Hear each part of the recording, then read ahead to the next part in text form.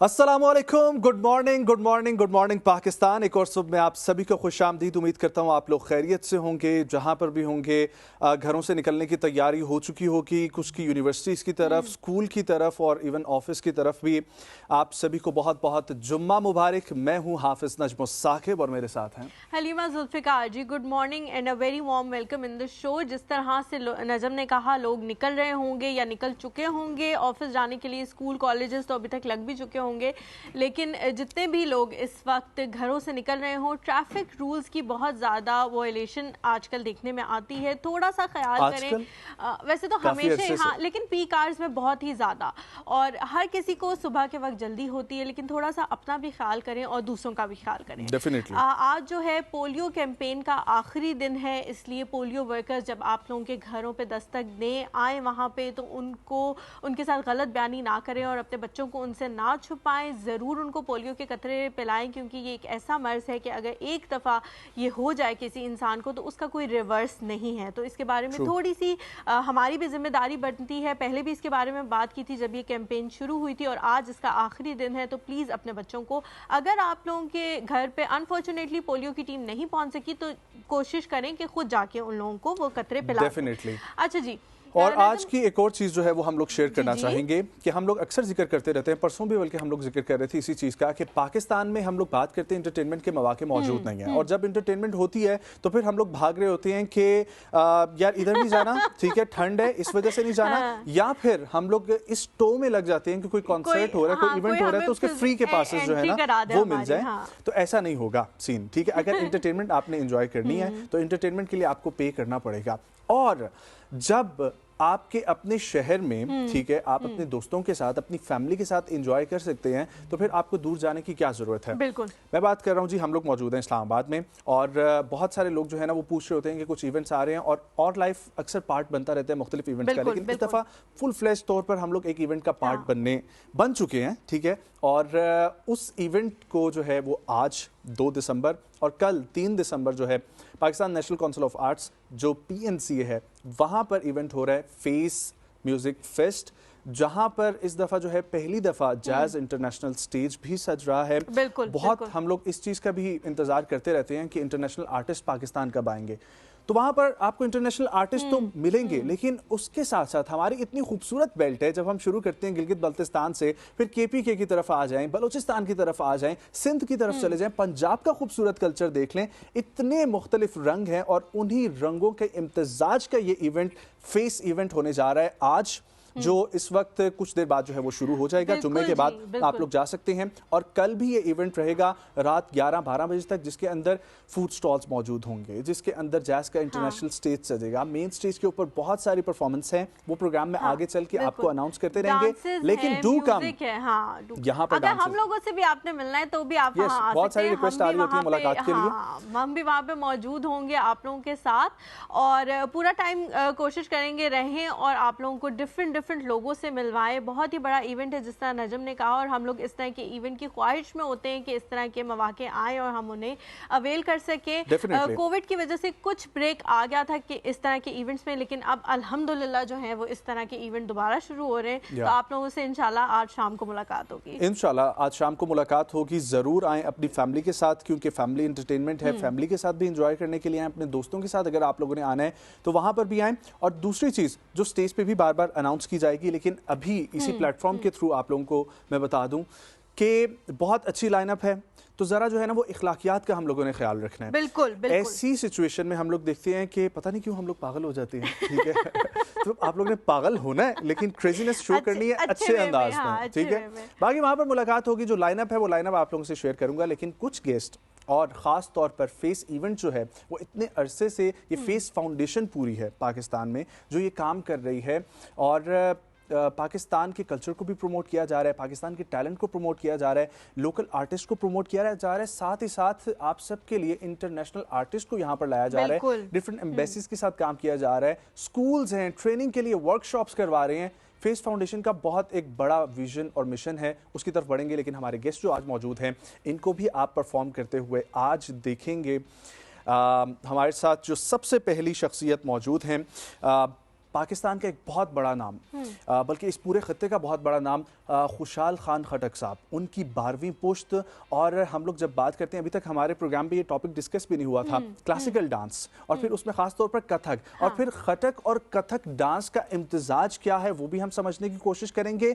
बहुत ही खूबसूरत परफॉर्मर है, एक खास किस्म का समा बांध देते हैं। और आपको मैं बताऊं, 3-4 दफ़ा मैंने जब इनको परफॉर्म करते हुए देखा तो एक अजीब सी कैफियत हो जाती है, और आपको ना वो क्लासिकल डांस, कथक डांस में सूफीज़म का अंसर जो है ना वो बाकायदा झलकता हुआ नज़र आता है। और ये अगर आप लोगों ने देखना है तो उसके लिए आप लोगों को आना पड़ेगा। बहुत सारे लोग इनको जानते हैं, पहचानते हैं, इनके काम को पसंद करते हैं।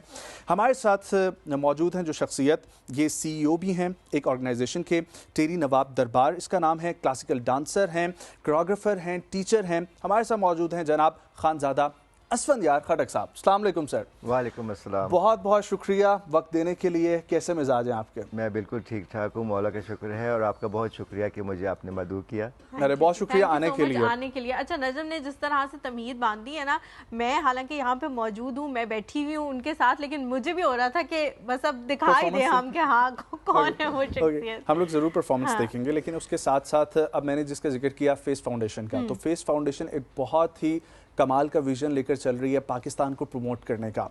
और कल्चरल डिप्लोमेसी की जब हम लोग बात करते हैं तो कल्चरल डिप्लोमेसी सिर्फ और सिर्फ जो पॉलिटिक्स में हम देखते हैं वो नहीं होती। कल्चरल डिप्लोमेसी ओरिजिनली अगर आप लोगों ने देखनी है कि क्या होती है तो वो आपको नज़र आएगी फेस इवेंट्स में।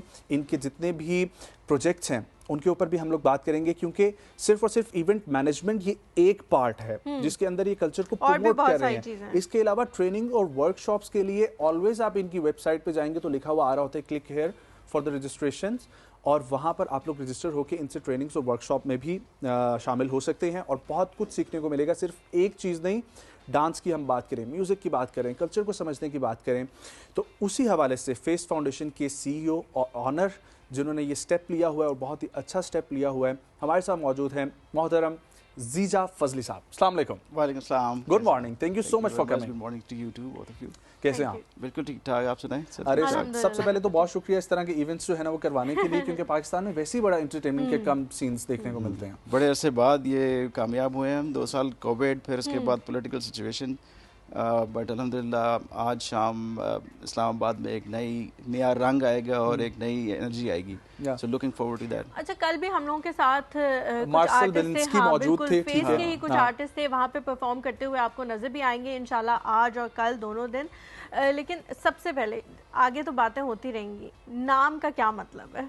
मेरे नाम? हाँ। अच्छा, मेरा नाम असल में इसे पर्शियन ओरिजिन, और बहुत कॉमन इसकी रिजेम्बलेंस और इसके जो सफिक्स है वो जी शान, जी जा, जी रू, जी कद, ये जो सारा जी वाला सिस्टम है ना, इसका मतलब है कि बेरर ऑफ। तो जी शान का मतलब है कि बेरर ऑफ शान शौकत, जी जा इज बेरर ऑफ जाहो जलाल या जाहो जलाल वाला, और जी का जीरू। तो ये पर्सनालिटी में भी आपकी झलकता है? वो मुझे नहीं पता, वो आप पे बताना है। अभी तक तो नहीं हमें लग रहा, अब आगे देखते चले, अभी गुफ्तगू चलेगी तो आगे पता चलेगा। अच्छा, जिस तरह नजम ने कहा अपने इंट्रो में कि एक तो डांस, ऊपर से कथक, ऊपर से खटक मिक्स, फिर सूफीज़म भी, और फिर ये चीज़ें जब इंसान थोड़ा सोचता है, थोड़ी बहुत एक्सेप्टेंस है ख़वातीन के हवाले से कि वो ऐसा डांस करती हैं, मर्दों के हवाले से तो हमने कभी देखा ही नहीं किसी को। इस तरह के कमेंट्स वगैरह सुनने को मिलते हैं कभी? बहुत ज़्यादा। हाँ। आपने बिल्कुल बचा फरमाया कि मर्दों का रक्स करने की कबूलियत तो बिल्कुल हमारे माशरे में नहीं है। यहाँ तक कि जो फोक और लोक रक्स था हमारे गांव का, चाहे पंजाब हो, सिंध हो, खैबर पख्तूनख्वा हो, तो वो भी जब से लोग शहरों की तरफ आना शुरू हो गए तो वो लोग फोक रक्स को भी हमने एक तरह से भुला दिया और उसको भी हम अच्छा नहीं समझते। चूँकि ये तालीम की दौड़ में, नौकरी की दौड़ में, पैसे कमाने की दौड़ में और शहरी होने की दौड़ में हम इतने आगे बढ़ गए कि रक्स करना जो है हम जो है ना उसको वक्त का ज़ाया समझते हैं और उसको हम जो है ना मतलब गैर इस्लामी समझते हैं शायद। तो मैंने सेल्फ मेडिटेशन है ये तो। जी बिल्कुल। देखिए ना, मौलाना रूमी साहब ने जो रक्स किया तो ज़रकूब की दुकान पे वो गए, उनके सामने कोई मंच नहीं था, कोई स्टेज नहीं था, कोई स्टूडियो नहीं था कि वहाँ पे उन्होंने इंतज़ार किया कि स्टूडियो होगा तो मैं रक्स करूँगा। ज़रकूब की दुकान पे गए और ज़रकूबी जो थी, जो चांदी वर्क बनाते हैं, उनकी जो एक ख़ास रिदम, एक ख़ास लय पे जो थाप थी, तो उन पे एक वजद तारी हो गया और वो रक्स करना शुरू हो गए।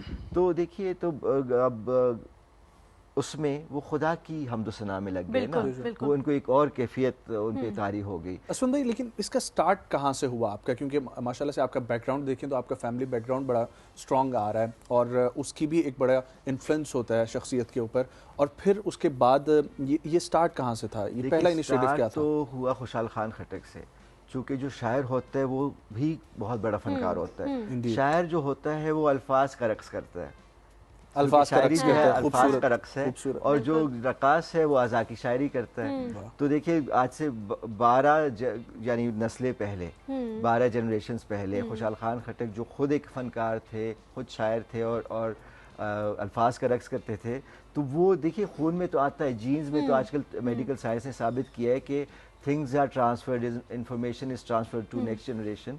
तो ये है कि वो ट्रांसफ़र होती हैं, जितनी भी आपकी आर्टिस्टिक ट्रेट्स होती हैं वो आगे जाती हैं। तो मैं समझता हूँ कि आई हैव इनहेरिटेड इट। और दूसरी बात यह है कि हमारे ख़ानदान में बहुत से दीगर शुअरा रह चुके हैं, और एक पूरी फहरिस्त है शायरों की, खुशहाल खान खटक की औलाद में से, और इनमें फिर कुछ म्यूजिशियंस भी हैं। वो म्यूजिशियंस देखिए ना, अगर आप कोई भी हुनर है, रबाब बजा रहे हैं, कोई भी साज बजा रहे हैं, ज़रूरी नहीं कि आप उसको आवाम के सामने बजाएं, लेकिन खुद आप अपने इलाज के लिए, अपने इस्लाह के लिए, और अपनी किसी भी आर्टिस्ट की आर्ट है ही अपने लिए। जी बिल्कुल ऐसे ही है। जीजा भाई, माशाल्लाह से आप खुद भी म्यूजिशियन जो है वो रह चुके हैं, अभी भी हैं, ठीक है। तो ये स्टेप कहाँ से लिया फेस का? ये क्या इनिशिएटिव था आपका? अपना इनिशिएटिव था? यस, ये 2014 में एक इनिशिएटिव, मतलब इसकी जो फाउंडेशन स्टोन रखा गया था वो 2014 में था, वो वसीज फेस्टिवल से रखा गया था। उससे पहले मैं पर्सनली काफ़ी सारे एंडेवर्स कर रहा था to promote the Pakistani heritage and preserve and promote and create platforms for the musicians, because मैं खुद बेसिकली जैसा आपने बताया कि म्यूजिशियन हूँ तकरीबन, वो ये है कि मैं गिटार्स प्ले करता हूँ, और लेकिन मेरा जो जानरा था वो थोड़ा सा नॉन कमर्शियल था, लाइक मैं थोड़ा rock and roll and metal, और उस ज़माने में जो अभी लोग समझना शुरू हो गए, ब्लूज़ और ये वो। तो मैं जब भी स्टेज पे जाता था तो मुझे लगता था कि ऑडियंस वो नहीं है, और एक नीश जानरे है, तो जो बेशुमार हमारे यहाँ म्यूजिशियंस हैं उनको स्टेज नहीं मिलता, या स्टेज मिलता है तो ऑडियंस नहीं मिलती। तो उन दोनों का मिलाप के आपको एक स्टेज भी मिले और एक वो राइट ऑडियंस भी मिले। तो that is what I thought कि ये कुछ मिसिंग लिंक है ऑडियंस और स्टेज के दरमियान। तो फिर I founded this organisation in 2014 with the thought कि जी हम ये फेस्टिवल करेंगे। फिर फेस्टिवल से जब इतना ज़बरदस्त रिस्पांस मिला, और हमारा स्टेज हमेशा डाइवर्स होता है, जिस तरह अभी ये हम कल्चरल प्रमोशन भी करते हैं, हम जो हमारे नए इंटरनेशनल स्पेशली न्यू जो आप लोग कर रहे हैं। तो जो रिस्पांस मिला उसके बाद जो इम्पेटस था, जो एक ड्राइव थी टू टेक इट फॉरवर्ड, तो उसमें हम काफ़ी सारे आगे मज़ीद प्रोजेक्ट्स भी किए, जिसमें हमने पाकिस्तानी आर्टिस्ट को बाहर जाके प्रेजेंट किया। इस वक्त तक आई कैन प्राउडली से कि हम मोर देन 1000 आर्टिस्ट पाकिस्तान से प्रेजेंट कर चुके हैं अपने स्टेजेस पे, और पाकिस्तान से बाहर तकरीबन 100 आर्टिस्ट पाकिस्तान से बाहर प्रेजेंट कर चुके हैं पाकिस्तानी। फेस के जो एजुकेशनल इंस्टीट्यूट है, एक फेस का अपना और एक पाक बोस्निया रिलेशनशिप में जो आपका चल रहा है, तो ये दोनों क्या हैं, ये भी ज़रा कुछ बताएं। अच्छा, वो एक इनिशिएटिव था, वो बेसिकली मेरे फादर का ज़्यादा इनिशिएटिव था कि वो एक हमारा गांव है आलू महार शरीफ सियालकोट के करीब, और वहाँ पर he was doing social work, और वहाँ के बच्चों के लिए उन्होंने स्कूल बनाया हुआ था फॉर द लोकल कम्युनिटी। तो मेरे कुछ जो कि इंटरनेशनल रिलेशंस रहते हैं, तो मेरे कुछ दोस्तों ने भी स्कूल के इस्टेब्लिशमेंट के लिए कुछ, उन्होंने कहा था कि हम आपको लैब, कंप्यूटर लैब बना के देंगे, और ये वो, तो वी जॉइंट हैंड्स, और my father is still running that institute, और वहाँ पे तकरीबन 100 बच्चे हैं, तकरीबन 12-13 साल की एज के जो पढ़ रहे हैं। अच्छा, ये तो दो चीज़ें हो गई जो फेस के बारे में हमें पता लगी, एक तो इस तरह के फेस्टिवल्स कराना, और दूसरा ये कि एजुकेशन में भी बहुत कुछ है, और बहुत कुछ है जो फेस के बारे में हमें भी नहीं पता, लोगों को भी नहीं पता। तो बताएं कि फेस का विजन क्या है, आगे जा के क्या होना है, और उसके बारे में बताएं कि करता क्या है फेस हर चीज़ में, क्योंकि कुछ ना कुछ कर ही रहा है। सो जो हमारा मिशन एंड विजन है उसको हम कैसे कहते हैं कि ये एक ऑर्गेनाइजेशन है जो कि कम्युनिटीज़ की एम्पावरमेंट के लिए और उनको आपस में कनेक्ट करने के लिए through the language of arts and cultural interactions, उसके थ्रू हम लोगों का मिलाप करते हैं, कम्युनिटीज़ को की कोहेरेंस लेके आते हैं, एक्सेप्टेंस लेके आते हैं, क्योंकि हमारे यहाँ इतने सेक्ट्स और इतनी कम्युनिटीज़ बन गई हैं कि वो एक दूसरे के साथ वो अलग अलग अपने उसमें रह रही हैं, बट एक्चुअली हमारे कॉमन पॉइंट्स इतने ज़्यादा हैं कि अगर हम उसकी बात करने बैठें तो एक सेकंड में आपकी दोस्ती यारी हर एक के साथ हो जाती है। और उसमें सबसे पहली चीज़ ये आर्ट्स एंड म्यूज़िक, कहते हैं यूनिवर्सल लैंग्वेज है म्यूज़िक। जब तक हमने इवन उर्दू अंग्रेज़ी भी नहीं आई थी तो म्यूज़िक उससे पहले भी आया हुआ था, और वो कनेक्ट करता है पूरी दुनिया के साथ। So primarily that is the essence of the organisation. But उसके बाद जो हमने बिसाइड्स दिस प्रोजेक्ट जो भी हमने डिस्कस किए हैं, उसके अलावा जो प्रोजेक्ट्स हैं उसमें जो हमारा जो very dear to my heart एक प्रोजेक्ट है वो है कि हम अपने पाकिस्तानी इंडिजिनस इंस्ट्रूमेंट्स की प्रिजर्वेशन और प्रमोशन के ऊपर काम कर रहे हैं। जो हमारे लोकल फोक इंस्ट्रूमेंट्स हैं जो कि तकरीबन अभी तक हमारी जो रिसर्च हुई है कोई 30 से ज़्यादा इंस्ट्रूमेंट्स ऐसे हैं जो कि इस वक्त नापैद हो रहे हैं, मतलब उसके बजाने वाले और बनाने वाले तकरीबन आखिरी जनरेशन है वो। और वो इसलिए है क्योंकि उनको इनफ अपॉर्चुनिटीज़ नहीं मिलती, उनको प्लेटफॉर्म्स नहीं मिलते, एंड मोस्ट इम्पॉर्टेंटली वो गांव में बैठे हुए उनका डिजिटल प्लेटफॉर्म से एक्सेस नहीं है। और आजकल म्यूज़िक इंडस्ट्री और इवन सारी इंडस्ट्रीज जो है ना वो e commerce and music, Spotify आ गया, डीजर आ गया, music. On a serious note you are doing amazing, ठीक है, पाकिस्तान के कल्चर को जिस तरीके से प्रिजर्व करने के लिए और एक हिस्ट्री में कंट्रीब्यूशन है आपकी। आपके काफ़ी सारे प्रोजेक्ट्स मेरे सामने भी हैं, आपकी वेबसाइट पे जो मौजूद हैं उनके बारे में मैं पूछूंगा। असफंद भाई से मुझे ये पूछना है कि आपने किसी से सीखा, ठीक है, इंस्पिरेशन आपका इसमें कौन था और आपके उस्ताद कौन थे? जी बिल्कुल, यकीनन मैंने सीखा, और मेरी जो उस्तानी है माशाल्लाह 93 साल की है, बहुत बड़ा नाम, मादाम इंदू मिठा जी, जो कि सदारती तमग़े हुस्न कारकर्दगी से भी उनको नवाजा गया है, presidential pride of performance award दिया गया है। तो माशाल्लाह शी इज़ 93 ईयर्स ओल्ड, अब 93 की हैं माशाल्लाह, इतनी लंबी उम्र, खुदा उनको और भी लंबी उम्र दे। तो देखिए साथ साथ वो उस्तानी, रक्स की उस्तानी 50 साल से ज़ायद अरसे से तो वो पढ़ाती रही हैं। तो मैं उनका एक अदना सा शागिर्द, अदना सा तालिब इल्म, तो उनसे मैंने शुमाली हिंदी क्लासिकी रक्स कथक सीखा और फिर जुनूबी हिंदी क्लासिकी रक्स भरतनाट्यम सीखा। अच्छा जी, तो ये दो जॉनर्स जो इंडियन क्लासिकल डांसेस 8 किस्म के हैं, जिसमें नॉर्दर्न मोस्ट जो है वो कथक है और सदर्न मोस्ट जो है वो भरतनाट्यम है। तो ये दोनों मैंने मादाम इंदू मिठा जी से सीखे इस्लामाबाद में। और आपने किस एज से स्टार्ट किया सीखना? ये मैंने सन 2000 में शुरू किया था। उन दिनों में मैं ए लेवल कर रहा था बीकन हाउस से, और इसलिए भी घर की तरफ से ज़्यादा मुखालिफत नहीं हो पा रही थी। अच्छा, मैं यही समझना चाह रहा हूँ कि आप 2000 में जब ए लेवल्स कर रहे थे तो आप उस कम्युनिटी का हिस्सा बन चुके थे जो मॉडर्न सोसाइटी की तरफ जा रही थी। जी जी। और उसमें जाके एक हिस्ट्री से चीज़ उठाना और उसको परफॉर्म करना, आई एम श्योर कि आप जिस भी सर्कल में रहे होंगे 2000 से पहले, जी जी, उसमें किसी ने ये सोचा भी नहीं होगा पहले। बिल्कुल ऐसा ही है।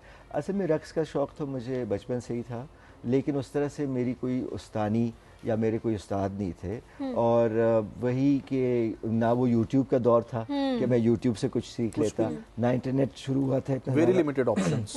तो मैं जो है ना VCR की फिल्मों से पश्तो के अफ़गान, जो कि हमारे 1970s 80s के जो अफ़गान टीवी पे आते थे ना हमारे पश्तो के डांसेस, जो कि बहुत ही एक आला तर्ज के वो फोक डांसेस थे, उनसे मैंने सीखा। और फिर जो भी लाइव कुछ होता था उससे मैं सीखता था। लेकिन फिर properly I started learning it back in 2000, और अंग्रेज़ी के एक अखबार में आया था द न्यूज़ में कि classical dance for women and children. तो ये दौर था PTCL का, तो मैंने उनको कॉल की कि ना तो मैं बच्चा रहा हूँ और ना ही मैं औरत हूँ, तो वाई दिस डिस्क्रिमिनेशन के ये क्यों जाती है। तो मैं गया तो लड़कियों की क्लास थी, औरतों और लड़कियों की, और मैं बिल्कुल आखिर में खड़ा होता था और उसमें मैं कथक सीखता था। और ये मैं कथक मैंने सीखना शुरू किया साइमा खुशनूद जी से, और उनके वालिद साहब जो थे खुशनूद साहब, वो अदाकारा रीमा को सिखाते थे और फिल्म इंडस्ट्री की ना। तो उनसे मैंने शुरू किया। ए लेवल चूँकि मैं कर रहा था तो घर वालों की तरफ से मुखालिफत नहीं थी कि बच्चा है, चलो ए लेवल भी कर रहा है, पढ़ रहा है और अपना काम कर रहा है, मतलब पढ़ाई कर रहा है, अपनी पढ़ाई कर रहा है, तो खैर है, शौक है, पूरा हो जाएगा फिर दोबारा से पढ़ाई की तरफ। So sir, when there is a will, there is a way. आप तलाश कर लेते हैं अपने उस्ताद को अगर आप किसी मकाम तक पहुंचना चाहें। बिल्कुल ऐसे ही। एक ब्रेक शामिल करते हैं, वापस आएंगे, कंटिन्यू करेंगे प्रोग्राम को, हमारे साथ रहें।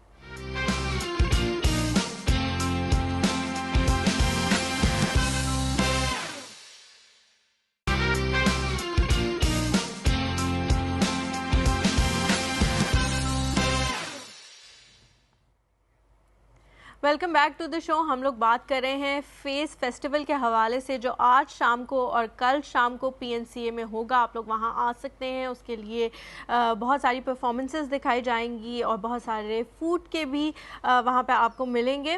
तो बोर बिल्कुल भी नहीं आप लोग होंगे। जितना लोगों को हमने देखा है वहां पे परफॉर्म करते हुए, तो ये हमें उम्मीद है कि आप लोग इंशाल्लाह बोर नहीं होंगे। तो ज़रूर आएँ और अगर आज नहीं आ सकते तो इंशाल्लाह कल आने की कोशिश करें। आप लोग ticketwala.pk से ऑनलाइन जो है वो टिकट्स भी बुक कर सकते हैं और इसके अलावा ऑन स्पॉट जीजा भाई अवेलेबल होंगे, ऑन स्पॉट भी अवेलेबल होंगे। ये तो वैसे बहुत ही अच्छी बात है। इसके अलावा जेसिस बर्गर पे भी अवेलेबल हैं, या आप लोग जाके F7 से वो भी कर सकते हैं। बिल्कुल जी। अच्छा, मैं पूछूं? Thank you so much. मैं ये पूछना चाह रही थी कि जब इंसान पढ़ रहा होता है तो चले कुछ टाइम के लिए तो बंदा, पेरेंट्स भी सोचते हैं कि कोई बात नहीं, पढ़ाई चल रही है, साथ साथ अच्छे ग्रेड्स भी आ रहे हैं जो हमें चाहिए, वो हो रहा है तो कुछ करने दो और। लेकिन आहिस्ता आहिस्ता जब आप आगे जाना शुरू होते हैं या उसको एज अ करियर परस्यू करने लगते हैं तो थोड़ी सी आपको रिलक्टेंस फील होती है अपनी फैमिली से रिलेटेड भी। और फिर आगे जाके जब लोगों को आप बताते हैं कि मैं डांसर हूँ या कथक डांसर हूँ, तो जनरली लोगों का सवाल ये होता है कि अच्छा ये तो करते हैं लेकिन और क्या करते हैं, असल में क्या करते हैं? ये तो आपका पैशन होगा। हाँ, ये तो आपका पैशन होगा, आप असल में क्या करते हैं? तो इस तरह के जब सवाल आते हैं तो उनके क्या जवाब आते हैं? बहुत ज़्यादा इस तरह के सवाल आते हैं। और इसी तरह फिर मैंने MBA किया और MBA के बाद फिर पिछले तकरीबन 15 सालों से मैं मुख्तलिफ़ गैर सरकारी तंजीमों के साथ काम कर रहा हूँ इंसानी हुकूक पे। और अब मैंने खुद अपनी एक NGO बनाई है टेरी नवाब दरबार के नाम से। तो मैं उस पर इंसानी हुकूक पे काम करता हूँ, लेकिन मैं रक्स के ज़रिए, चूँकि मैं रक्स को ही आगे लेकर चलना चाह रहा हूँ और किसी तरीके से मैं रक्स को ही अपना ज़रिए मुआश बनाने की कोशिश कर रहा हूँ। उसकी वजह यह है कि मुझे मालूम है कि अगर मैं रक्स ना करूँ तो मैं जो है ना, मैं खुद ही अफसरदा हो जाता हूँ, मैं खुद ही डिप्रेस हो जाता हूँ। तो एक डिप्रेस शख्स किसी और को क्या खुश करेगा? वो अपने वालिदैन को क्या खुश करेगा? वो किसी और दोस्त को या रिश्तेदार को क्या खुश करेगा? तो ये सवाल तो यकीनन हमेशा होता है कि अच्छा आप रक्स कर रहे हैं, पहले कर रहे हैं तो क्यों कर रहे हैं? अच्छा अगर रक्स कर भी रहे हैं तो इसके अलावा क्या कर रहे हैं? उसकी वजह ये है कि देखिए बाकी जितने भी परफॉर्मिंग आर्ट है, अगर एक्टिंग होगी और उसके बाद एक्टर्स को सबसे ज़्यादा पैसे भी मिलते हैं, शोहरत भी मिलती है। उसके बाद सिंगर्स आ जाते हैं, गुलकार आ जाते हैं, तो उनको भी पैसे मिलते हैं और शोहरत भी। उसके बाद फिर साज नवाज या म्यूजिशंस आते हैं, उनको फिर निस्बतन कम पैसे और कम शोहरत। लेकिन सबसे आखिर में वो शख्स जो कि गुलकारी, अदाकारी, मौसीकी, शायरी को यकजा कर रहा है और साज को, और उसको रकास कहते हैं, और उसको सबसे कम पैसे और सबसे कम शोहरत मिलती है। तो अगर ये ना होता, अगर रकास को भी उतने पैसे मिलते जितने एक्टर को मिलते हैं, तो उससे फिर कोई ना पूछता कि अच्छा आप जो है ना ड्रामे और फिल्में तो कर रहे हैं लेकिन इसके अलावा क्या करते हैं ना। हाँ। तो ये सारी बातें मुआश से जुड़ी हुई हैं। अगर डांसर्स को अच्छे पैसे मिलते तो पेरेंट्स भी बच्चों को इनकरेज करते कि आप भी डांसर बने, बजाय ये कि आप किसी बैंक में जो है ना वो प्रेसिडेंट बने या CEO बने किसी ऑर्गेनाइजेशन की। क्योंकि जब पैसे आना शुरू हो जाते हैं, चाहे वो किसी भी सिलसिले से आ रहे हों, तो चूँकि घर में तो ज़रूरियात होती हैं, अगर आपकी ज़रूरियात ना पूरी हो रही हो तो ज़ाहिर है पेरेंट्स आपको नहीं चाहते कि आप किसी ऐसी फील्ड में जाएं, क्योंकि उनको पता है कि आगे जाके इनके लिए मुश्किलात पैदा होंगे और मुश्किलात होती हैं। अब देखिए मैंने तो MBA किया हुआ है, मेरे पास तो 15 साल का तजर्बा है और मेरी अपनी NGO भी है। चले मैं तो रक्स से नहीं तो कहीं और से कमा लेता हूँ। एक ऐसा शख्स जो कि सिर्फ उसने रक्स सीखा है या सिर्फ रक्स करता है, वो फिर क्या करेगा? वो टैक्सी चलाएगा। सवाल तो ये है कि उसका फ्यूचर क्या है। सो जीजा, मुझे आपसे ये पूछना है कि एक इवेंट जो आप करवा रहे हैं, इस इवेंट को करवाने के पीछे कितनी मेहनत होती है? क्योंकि हम लोग तो आते हैं, सिर्फ पासेस खरीदते हैं, एंजॉय करके चले जाते हैं, लेकिन उससे पहले आर्टिस्ट को अरेंज करना, तमाम लोगों को एक प्लेटफॉर्म पर लेके आना, ये कितना मुश्किल है?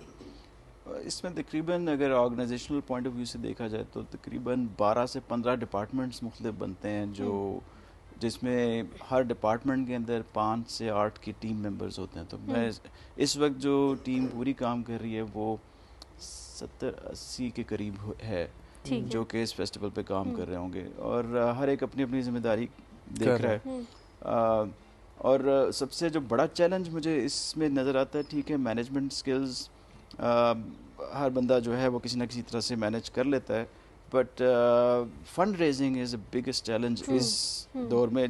वही मुआशियात से रिलेटेड आ जाती है बात जो अभी असफंद यार भी बात कर रहे हैं कि इस तरह के प्रोजेक्ट्स में सबसे बड़ा चैलेंज जो मुझे फेस हुआ है हमेशा वो फंड रेजिंग के हवाले से हुआ है। और उसमें शुरू में तो देयर वाज अ ग्रांट जिसने मेरे 2-3 साल अच्छे निकाल दिए, बट उसके बाद सेल्फ सस्टेनिंग मॉडल पे हम उसको लेके आना चाह रहे थे, जिसमें एक कॉर्पोरेट स्पॉन्सरशिप्स हो गई, पार्टनरशिप्स हो गई, और आजकल के दौर में सबसे इम्पोर्टेंट जो है वो ठीक है सिर्फ स्पॉन्सरशिप नहीं बल्कि पार्टनरशिप, मतलब win win situation for both. सिर्फ ये नहीं कि आपने कैश किसी से लिया और फिर इम्प्लीमेंट कर दिया वो सारा कुछ। तो और अभी आप देखेंगे कि इस फेस्टिवल में भी हमारे पास कोई तकरीबन 15 से 20 पार्टनर्स होंगे जो मुख्तलिफ एरियाज़ में मिल के किसी एक दूसरे को फ़ायदा भी पहुंचा रहे हैं और विन-विन सिचुएशन क्रिएट कर रहे हैं। तो उस तरह की पार्टनरशिप्स बनाना, उस तरह की फिर पार्टनरशिप्स को इम्प्लीमेंट करना, फिर स्पॉन्सरशिप्स भी साथ में लेना, और ये जो सारी चीज़ें हैं ना ये सिर्फ 50% of the whole aspect of fund raising है। इसमें रिमेनिंग 50% जो है ना, जो जिसमें मैं स्ट्रेस करना चाहूँगा खास कर, क्योंकि अभी आपने बात की थी कि हम तो सिर्फ पासेस लेके जाते हैं, मैं स्ट्रेस ही करूँगा कि हम टिकट्स लेके जाएं। मतलब ये कि वो जो एक ऑडियंस के अंदर एक ट्रेंड होना चाहिए जो कि टिकट परचेजिंग, हम जाके एक सिगरेट की डब्बी बड़े आराम से ले लेते हैं, अब तो बहुत महंगी भी हो गई हैं, या इवन छोटी मोटी और चीजें जो हैं वो अब बंदा जाता है एक केक ही लेने चले जाए, 4,000 रुपए का केक आता है, बिल्कुल हमें लगाते हुए प्रॉब्लम होती है, हैप्पी बर्थडे इस तरह की चीज। बट ये कि एक स्टेज परफॉर्मेंस जब आप देखने जाते हैं तो उस टिकट के पीछे जो बैक एंड उसका इफेक्ट है वो इतना ज़्यादा है कि वही पैसे में से एक पोर्शन आर्टिस्ट को जा रहा है, उस टिकट की एक पोर्शन में से मैनेजमेंट को जा रहा है, उसमें से एक पोर्शन जो है वेन्यू को जा रहा है, उसमें से एक पोर्शन जो है वो जो 70-80 की टीम है उसको जा रहा है। तो वो जो टिकट की वैल्यू है वो एक ऑडियंस के लिए एक as a contributor to the heritage और जो कल्चर है हमारा उसकी सस्टेनेबिलिटी के लिए उसको ये वैल्यू रिकग्नाइज करनी चाहिए कि अगर वो 500 या 1000 रुपए का टिकट लेके जाता है तो उसके पीछे कितना इफेक्ट होगा। लेकिन हमारे यहाँ जो एक ट्रेंड बन गया है वो ये है कि वो दोस्त को फोन करते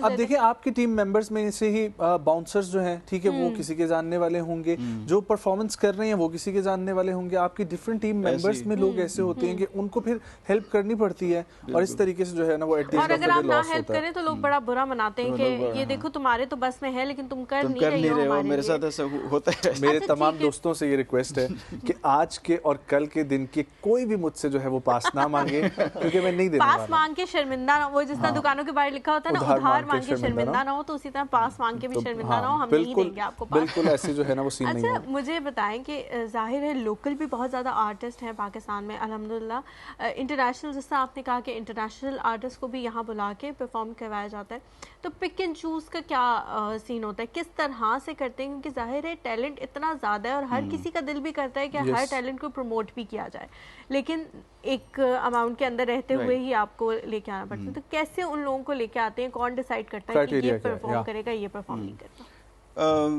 ये चीज़ वैसे तो प्राइमरीली मैं सजेशन सबसे लेकर, लेकिन मेरे दिमाग में कुछ ऐसे एस्पेक्ट्स होते हैं जिसको मद्देनजर रखना होता है। फॉर एग्जांपल रीजनल डाइवर्सिटी, मैं चाहता हूँ कि पाकिस्तान में से हर सूबे की रिप्रेजेंटेशन हो, और अगर आप इस फेस्टिवल में भी देखेंगे तो केपी की रिप्रेजेंटेशन आ रही है, अफगानिस्तान की भी आ रही है, सिंध की आ रही है, बलूचिस्तान से आ रही है, पंजाब से आ रही है, हमारे साईं तनवीर साहब भी आएंगे, नेक्स्ट हाफ में हमारे साथ करेंगे। तो एक रीजनल डाइवर्सिटी रहे, फिर उसके बाद जेंडर बैलेंस को भी देखना होगा कि इसमें सिर्फ मर्द नहीं सिर्फ स्टेज पे जा रहे, ख्वातीन की भी रिप्रेजेंटेशन हो। तो फिर मैंने सिंध से अमर बाई, एक 13 साल की छोटी सी बच्ची है और वो बहुत टैलेंटेड है, और एक दफ़ा हमने एक एम्पावरमेंट का प्रोग्राम किया था तो उसमें उसने परफॉर्म किया था, तो मुझे बहुत पसंद आया। तो वो भी बैलेंस रखना ज़रूरी है। फिर फिर उसके बाद जॉनरेज की डाइवर्सिटी कि आप कि हर किसी के लिए दे रहे हैं और आज फारिस शफी आ रहा है, वो कंप्लीटली डिफरेंट जॉनर है, जेनजी के लिए भी हो, मिलेनियल्स के लिए भी हो, ठीक है, ओल्ड जनरेशंस के लिए भी हो, और हर किस्म की वैरायटी कोई भी आए तो बोर ना हो, वो बोर ना हो, तो वो ताकि एक फैमिली फील आए। आजकल सिर्फ एक लोग इलेक्ट्रॉनिक फेस्टिवल करते हैं, इलेक्ट्रॉनिक में सारी फिर एक ही किस्म की कौम आती है, तो इसमें ये कि वो भी डाइवर्सिटी जॉनर की। फिर इकोनॉमिक डाइवर्सिटी जरूरी है कि कुछ आर्टिस्ट ठीक ठाक वेल ऑफ होते हैं, कुछ आर्टिस्ट को अब इसलिए भी बुलाते हैं कि शायद उनको ज़रूरत है, सपोर्ट की ज़रूरत है। सो वो चीज़ें हैं। तो और फिर एथनिसिटी का भी एक आ जाता है एस्पेक्ट। हम इस हद तक भी जाते हैं कि ज़रूरी नहीं कि एक ही फेथ के लोग इस स्टेज पे हों, तो हम चाहते हैं कि हर फेथ, क्योंकि पाकिस्तान में जो फ्लैग के अंदर वाइट पोर्शन है वो इस मिनॉरिटीज़ को रिप्रेजेंट करता है, तो हम चाहते हैं कि हमारे स्टेज पे मिनॉरिटीज़ को भी चांस मिले कि वो आके उनकी प्रेजेंटेशन भी हो। तो इस तरह की काफ़ी सारी चीज़ें हैं जो सिलेक्शन के अंदर इन्वॉल्व होती हैं। एक छोटा सा ब्रेक हम शामिल करते हैं, वापस आएंगे तो असफन भाई मेरा आपसे ये सवाल होगा कि खटक और कथक, ठीक है, इसका इम्तिजाज जो है ना, ये आपने समझाना है ऑडियंस को। एक छोटा सा ब्रेक, हमारे साथ रहे।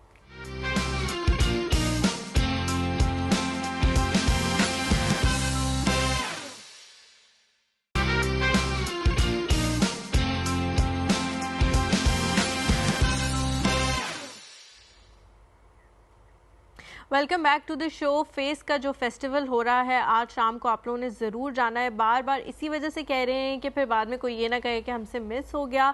जिस तरह नजम ने पहले भी बताया कि कहाँ कहाँ टिकट्स मौजूद हैं और वहाँ पे जाके भी आपको टिकट्स मिल सकते हैं अगर आपने नहीं लिए अभी तक। PNCA इस्लामाबाद, उसके अलावा ऑनलाइन टिकट वाला से आप बुक कर सकते हैं, F7 में जेसिस बर्गर, वहाँ से जाके आप लोग ले सकते हैं, और ऑन स्पॉट भी PNCA में आपको बिल्कुल जी, बाय हैंड आपको पासेस को खरीदने को जो है ना वो इनकरेज किया जाए और जो है ज़रूर इसको लेके जाए। हाँ जी। असम भाई, आपसे जो मैंने सवाल किया था ब्रेक पे जाने से पहले, तो ये ज़रा इम्तिजाज आप समझाएं। जी, कथक जो है ना वो संस्कृत और हिंदी के लफ्ज़ कथा से निकला है। इस तरह इसको हम उर्दू में भी इस्तेमाल करते हैं कि क्या कथा कहानी सुना रहे हो, तो स्टोरी टेलिंग है। तो कथककार जो थे या कथक जो थे, ये बुनियादी तौर पे फोक आर्टिस्ट थे, लोक फनकार थे जो एक गांव से दूसरे गांव जाते थे और कहानियाँ सुनाते थे। फिर इन्हीं कथाकारों को पंडित ले गए मंदिर, तो जब ये मंदिर ले गए तो वो फिर उनकी पूजा की कहानियाँ उसमें आ गई, पूजा आ गई, उसमें गीता, उपनिषद, रामायण और ये सारी किताबें आ गई उनकी धर्म की। लेकिन पिछले 1100 साल से जब मुसलमानों का कब्ज़ा हुआ, तुर्क, अफ़गान, पश्तून, पठान और मंगोल, मुग़ल, तो इन्होंने कथक के रक्स को मंदिर से वापस ला के दरबारी रक्स बना दिया। तो जब ये दरबारी रक्स बना तो फिर जाहिर है ये पहले कथक चूँकि गर्म इलाका था सारा हिंदुस्तान का, तो लड़कियां साड़ी में करती थी और लड़के धोती या तहमत में करते थे। लेकिन जब ये मुसलमान आए, वस्ती एशियाई, अफ़गानी, पठान, तो इनके बड़े बड़े अंगरखे, बड़े बड़े घाघरा नुमा कमीज़ें और ये इस तरह के कपड़े आए, तो उसमें कपड़े भी बदल गए और कपड़े के साथ रक्स भी बदल गया। क्योंकि कपड़े के साथ जब आप चरख लेते हैं या रक्स करते हैं, पिरुएट लेते हैं, तो वो और ज़्यादा खूबसूरत हो जाता है। तो ये 33 चक्कर, 101 चक्कर, ये बाद में इजाफा हुआ। अच्छा। चूँकि वो यानी हिंद का और मगरब का यानी वस्त एशियाई यानी अफ़गान और पश्तून तुर्की रक्स का ज़बानें भी मुतारिफ़ की गई, अरबी, फ़ारसी, पश्तो, तुर्की, और इसमें जो है ना कपड़े भी बदल गए, आपका अंदाज़ भी बदल गया, तो रक्स जो है ना बदल गया। एक फोक से वो पूजा का रक्स बना, पूजा के रक्स से वो दोबारा से दरबारी रक्स बन गया, और फिर जो है ना जिस तरह नवाब वाजिद अली खान जो थे लखनऊ के नवाब, वो कथक रक्स को प्रमोट करते थे, ख़ुद भी कथक को करते थे। इसी तरह हमारी टेरी के जो नवाब थे, जो खटक कौम की सरदारी थी, कोहाट और करक पे मुश्तमिल थी, और खुशहाल खान खटक के आबा अजदाद का इलाका है, तो वहाँ पे खटक डांस किया जाता था।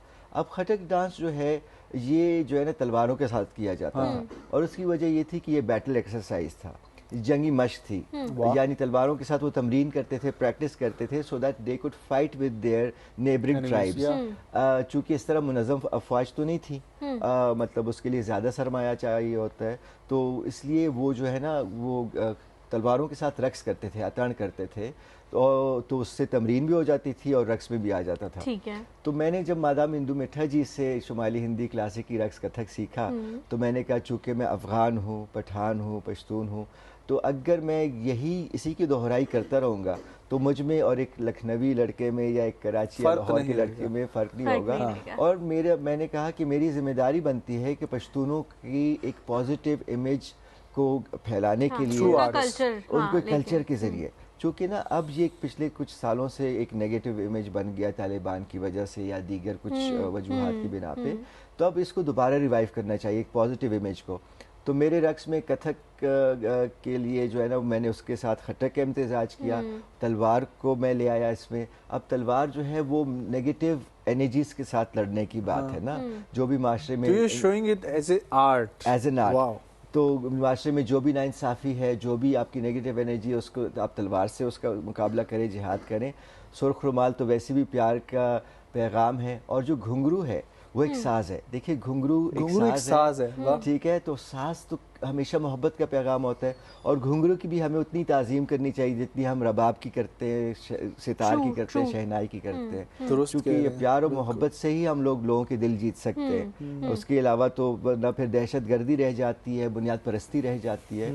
तो ये फ़नुल लतीफ़ा के ज़रिए आप मुकाबला कर सकते हैं। तो खटक कथक के ज़रिए मैं लोगों को यही सिखाना चाहता हूँ, बताना चाहता हूँ कि हम अगर एक होना चाहें तो हम एक हो सकते हैं। अगर ये खटक और कथक रख एक हो सकता है तो मैं और आप एक क्यों नहीं हो सकते। बहुत खूबसूरत, बहुत अच्छा। अच्छा, आप क्या सिखाते भी हैं या कोई अगर आपसे कांटेक्ट करना चाहे, क्योंकि आजकल ये चीज़ें बहुत ज़्यादा आने लग गई हैं कि बच्चों को भी पता लगने लग गया है कि डाइवर्सिटी बहुत ज़्यादा ज़रूरी है और अपने जहनी सुकून के लिए इस तरह की चीज़ें करते रहना चाहिए। तो कोई अगर ये सीखना चाहे तो कोई ऐसा प्लेटफॉर्म हो या आप सिखाना चाहें, वो किस तरह आपसे बिल्कुल कांटेक्ट प्लेटफॉर्म है, ऑनलाइन भी मैं सिखाता हूँ, और ये कोरोना के दिनों में मैंने ऑनलाइन सिखाना शुरू किया। और चूँकि उसमें ये था कि घर वालों की वजह से घर वालों की तरफ से मुझे धमकी मिल गई थी कि अगर तुम्हारे रक्स के शागिर्दों की वजह से अगर हमें कोरोना हो गया तो अच्छा नहीं होगा। वो एक बहाना था। फिर मैंने ऑनलाइन सिखाना शुरू किया, तो उसमें फिर ज़ाहिर उनके पास बहाना नहीं था। तो एक तो ऑनलाइन भी है, और दूसरा ये है कि मेरी अपनी जो ऑर्गेनाइजेशन है टेरी दरबार, तो उसके ज़रिए मैं सिखाता हूँ, कथक भी सिखाता हूँ, खटक डांस भी सिखाता हूँ, अफ़गान जो हमारे दीगर फोक डांसेस है वो भी सिखाता हूँ। लेकिन बात यह है कि लोग आएँ, लोग संजीदा लोग आएँ। अव्वल तो ये ना कि बहुत कम लोग हैं जो रक्स सीखना चाहते हैं। मैं यही आपसे पूछना चाह रही थी कि आगे से कैसा रिस्पॉन्स आता है, लोग सीखना भी चाहते हैं? हमारी इंदु मिठा जी को खुदा लंबी उम्र दे, उनका एक डांस है जिसका नाम है उस्ताद की फरियाद, जिसमें 5-6 बल्कि 10-12 लड़कियां लड़के होते हैं, एक एक करके ना एक एक कम होता जाता है। किसी की शादी हो रही है तो कोई तुर्की जा रहा है पढ़ने के लिए, तो किसी के माँ बाप इजाज़त नहीं दे रहे, और आखिर में वो जो उस्तानी है इंदु मिठा जी वो अकेली रह जाती हैं एक ही शागिर्द के साथ, या वो भी चली जाती है। So it's kind of mime play as well. तो it's like it's not with me, it's with my teacher as well, कि मतलब इतनी बड़ी उस्तानी होके लेकिन देखिए ना, you can be a great teacher, लेकिन you can't control the students. अब स्टूडेंट्स तो खुद आ रहे हैं ना, और अपनी मर्जी से आ रहे हैं और अपनी मर्जी से जा रहे हैं। अब जा ज़्यादा रहे या कम रहे हैं तो संजीदा नहीं होते। Dance is the last part of the list, at the bottom of the list is dance. कुछ भी ना हो तो चलें डांस क्लास में चले जाएंगे ना, तो पीपल आर नॉट सीरियस। अगर पहले तो क्लासिकल डांस को सीखने के लिए बहुत कम लोग राजी होते हैं, उनमें से जो राजी हैं उनमें से कितना अफोर्ड कर सकते हैं, टाइम अफोर्ड कितना कर सकते हैं, पैसा कितना अफोर्ड कर सकते हैं, और उसमें से कितना है कि जो उसको जारी रख सकते हैं महीना 2-3 महीने। और फिर अफसोस की बात सबसे बड़ी ये है कि जो सीख लेते हैं वाकई में, अब जैसे इंदु मिठा जी के तो हज़ारों शागिर्द रह चुके हैं, उनमें से कितने हैं जो वाकई में उसको आगे ले जा रहे हैं, सबको इजाज़त मिल रही है। तो ये बहुत सारे मसाइल हैं रक्स के साथ, लेकिन मैं कोशिश कर रहा हूँ जो भी थोड़ा बहुत मैं इंदु मिठा जी से सीख पाई हूँ मैं उसको आगे जो है ना सिखाऊं लोगों को। आगे उसको कंटिन्यू करने की आपको क्या लगता है कि इकोनॉमिक वजह भी है, क्योंकि जब आगे वो लोग कंटिन्यू अगर करना भी चाहें तो उस तरह से प्लेटफॉर्म ही नहीं है, वो कहाँ जाके कंटिन्यू करें, इसलिए लोग डिसकंटिन्यू कर देते हैं। देखिए एक तो ये ना कि इजाज़त नहीं मिलती। अब जैसे मुझे मिसाल अगर घर से इजाज़त मिल गई थी कि सीख लिया, लेकिन अब तुम जो है ना टीवी में पे ना करो, तुम खानजादे हो, नवाबजादे हो, और मतलब मुख्तलिफ बहानों में आपको घेरा जाता है ना। सही बात है। तो ये है ना कि फिर कि तुम तालीम याफ्ता हो तो तुम क्यों कर रहे हो, तो ये सारा जो है ना आपको जो है ना किसी तरीके से रक्स से मना करने के लिए वो नहीं, तालीम याफ्ता होकर इसको परफॉर्म करना मजीद इसकी अहमियत को उजागर करता है। ऐसा ही है तालीम के साथ आप मजीद, जैसे आजकल मैं खाने फरहंगी ईरान से, रावलपिंडी से मैं फारसी सीख रहा हूँ, ताकि वो रूमी का कलाम, अलामा इकबाल का कलाम, जितनी भी दीगर शुअरा का कलाम है वो मुझे बेहतर अंदाज से समझ आए। मुझे समझ आएगी तो मैं उस पर रक्स कर सकूँ। सकूंगा। Definitely. मुझे समझ नहीं आएगी तो मैं क्या रक्स कर सकूंगा। तो ये तालीम के बगैर रक्स को आगे आप एक खास हद तक ले जा सकते हैं, लेकिन तालीम आपके लिए आसानी बनाता है, आपको मजीद निखारता है, आपका रक्स भी, आपका आर्ट, आपका सब कुछ। जीजा भाई, आप लोगों का एक और जो फेस फाउंडेशन काम कर रही है वो थिएटर प्लेस को भी प्रमोट कर रहे हैं और थिएटर प्लेस करवा रहे हैं। तो आपने अपने इर्द गिर्द जो हिसार बांधा हुआ है वो टोटली आर्टिस्ट का और आर्ट का। तो ये आर्ट इटसेल्फ मेडिटेशन कैसे है? मेडिटेशन ऐसे है कि आर्ट इंसान को कंप्लीट करता है। मेरे पर्सनल व्यू के हर एक के डिफरेंट इसमें व्यू हो सकता है। कुछ लोग बस उससे फैसिनेट होते हैं क्योंकि उसमें आर्टिस्टिक उनमें स्किल्स नहीं होती, लेकिन आर्टिस्टिक स्किल्स जब आप अपने अंदर लेके आते हैं तो वो आपको एक सेंस ऑफ कंप्लीशन अपने आप को देता है। और मैं समझता हूँ कि आर्ट सिर्फ ये नहीं है कि हम कोई साज बजा लें या हम कोई परफॉर्म कर लें। मेरा ख्याल आर्ट आपके हर एक्शन और हर काम के अंदर होता है, इवन आपकी जॉब्स में होता है। इवन आप देखते हैं ना कि कोई लोग खाना बनाते हैं तो खाने में हर एक का डिफरेंट जायका होता है। हाँ। तो वो भी एक आर्ट है कि आपने खाने को कैसे, लेकिन ये भी एक स्किल है कि आपने कंप्लीट अपने आप को कैसे करना है। ठीक है, किसी की आर्ट को देख के फैसिनेट के इंस्पिरेशंस क्या लेनी है। तो वो एक बड़ा कनेक्टिव सा एक सर्कल होता है कि आप एक आर्टिस्ट से इंस्पिरेशन लेते हैं, फिर अगले को वो इंस्पिरेशन देते भी हैं। तो वो it's a connection, spiritual connection कह लें। सूफीज़म में तो है ही, it's all about spiritualism, but otherwise भी हर डिफरेंट आर्ट फॉर्म में डिफरेंट किस्म के इम्पैक्ट्स हैं। और वो इम्पैक्ट जब जैसे ही आपकी माइंड, बॉडी एंड सोल को सैशिएट या सुकून में लेके आते हैं तो वो मेडिटेशन कहलाती है। तो मेरे ख्याल में अच्छा, ये जो है ये मेडिटेशन और ये आर्ट दूसरों तक पहुंचाना ये ज़रूरी कितना है, वो भी आजकल की सिचुएशन में जहाँ इतनी हसल है लोगों के, बाहर तो है ही है, लोगों के अंदर बहुत ज़्यादा हसल है, उनको समझ ही नहीं आ रही उन्होंने क्या करना है, किस तरह से करना है।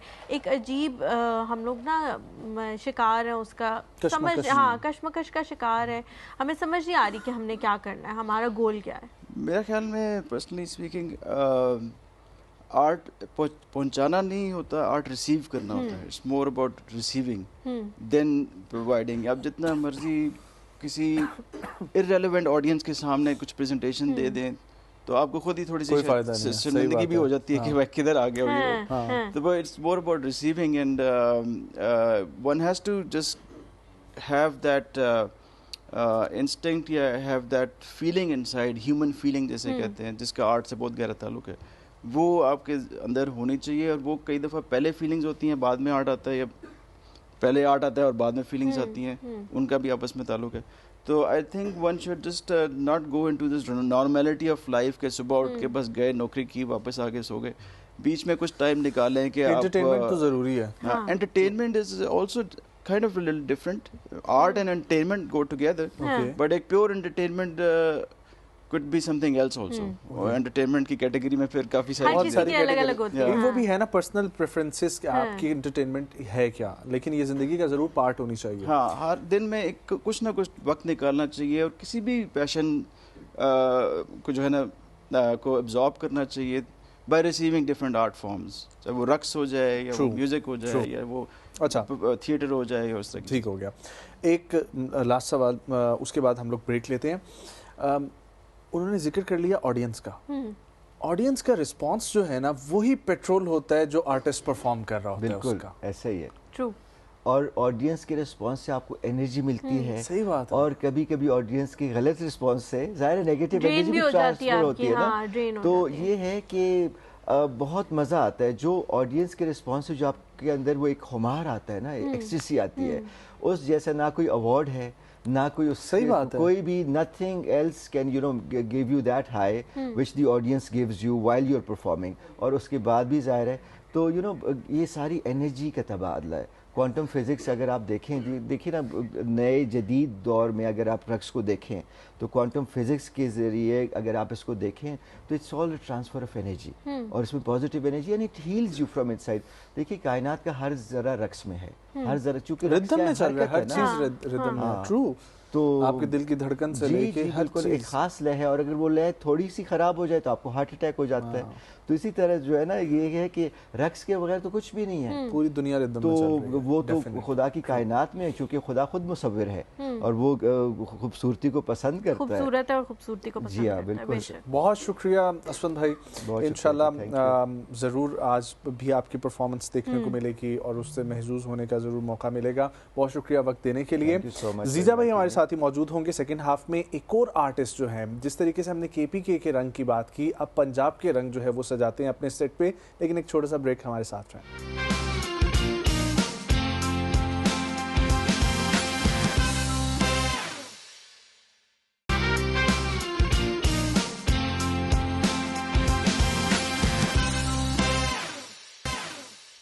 Welcome back to the show. जिस तरह ब्रेक पे जाने से पहले नजम ने आप लोगों को बताया था कि वहाँ पे हर कल्चर को रिप्रेजेंट करने के लिए कोई ना कोई शख्सियत मौजूद होगी, तो अभी आपकी मुलाकात करवाएंगे एक ऐसी शख्सियत से जो वहाँ पे पंजाबी कल्चर को रिप्रेजेंट करेंगे।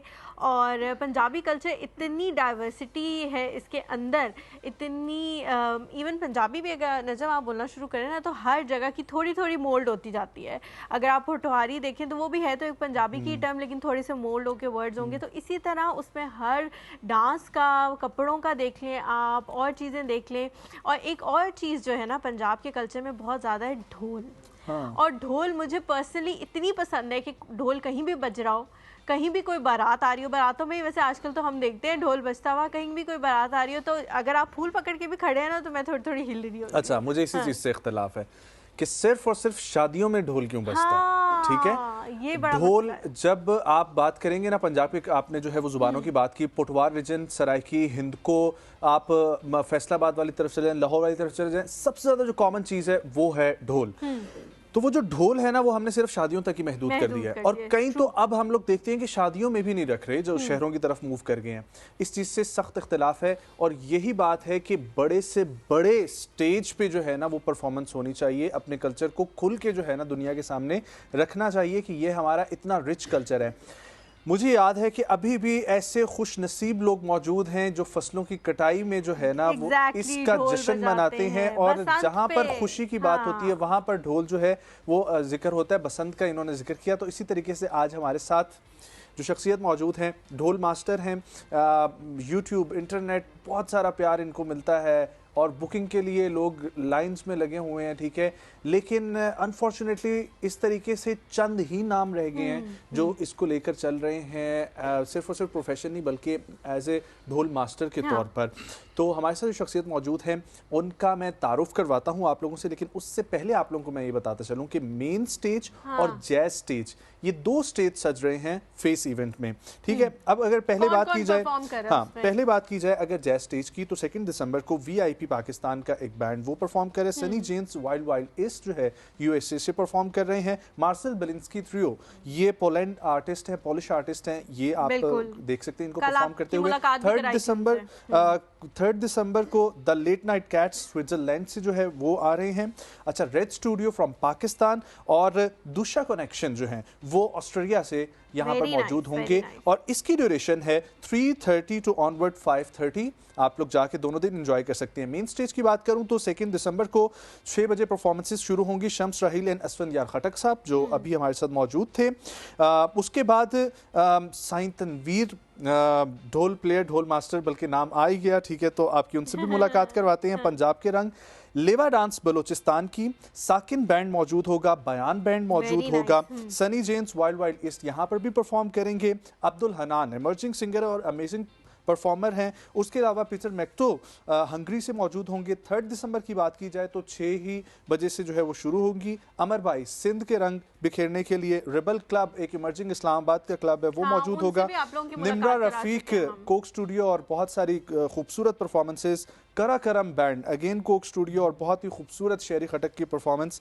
फिर एक फ्यूजन है बहुत ही कमाल की जो Sunny Jens Wild Wild featuring इसमें हो रही है बख्शी ब्रदर्स की, और फिर साथ ही साथ साइन तनवीर जो है इनका ये फ्यूजन है बहुत ही खूबसूरत, इसको मिस ना कीजिएगा 3 दिसंबर को। और फिर उसके बाद उमैर जयसवाल पाकिस्तान का एक अमेजिंग नाम, और फिर फारिस शफी रैपर्स जो हैं, ठीक है, वो भी दुनिया में छा रहे हैं, तो हमारे पास भी किसी की कमी नहीं है। लेकिन अभी जो हमारे साथ शख्सियत मौजूद है जो फ्यूजन का हमने जिक्र किया, 2 दिसंबर को जिनकी परफॉर्मेंस से जो है वो हम लोग बहुत लुत्फानंदोज होंगे। आज के दिन शाम को असफन भाई के बाद ही ये परफॉर्म कर रहे हैं। हमारे साथ मौजूद हैं ढोल मास्टर साइन तनवीर फ्रॉम डस्का, अस्सलाम वालेकुम। वालेकुम सलाम सर, क्या हाल है? अल्हम्दुलिल्लाह ठीक ठाक। आप बताएं, तबीयत ठीक है आपकी? अल्लाह का शुक्र है जी। बहुत शुक्रिया आने के लिए। पानी ला के दें आपको? इतने अनाउंसमेंट किया आपने, पानी छानी चाहिए। नहीं, आई एम गुड ठीक है। अच्छा, कैसी तबीयत है आपकी? ठीक है, बहुत शुक्रिया वक्त देने के लिए।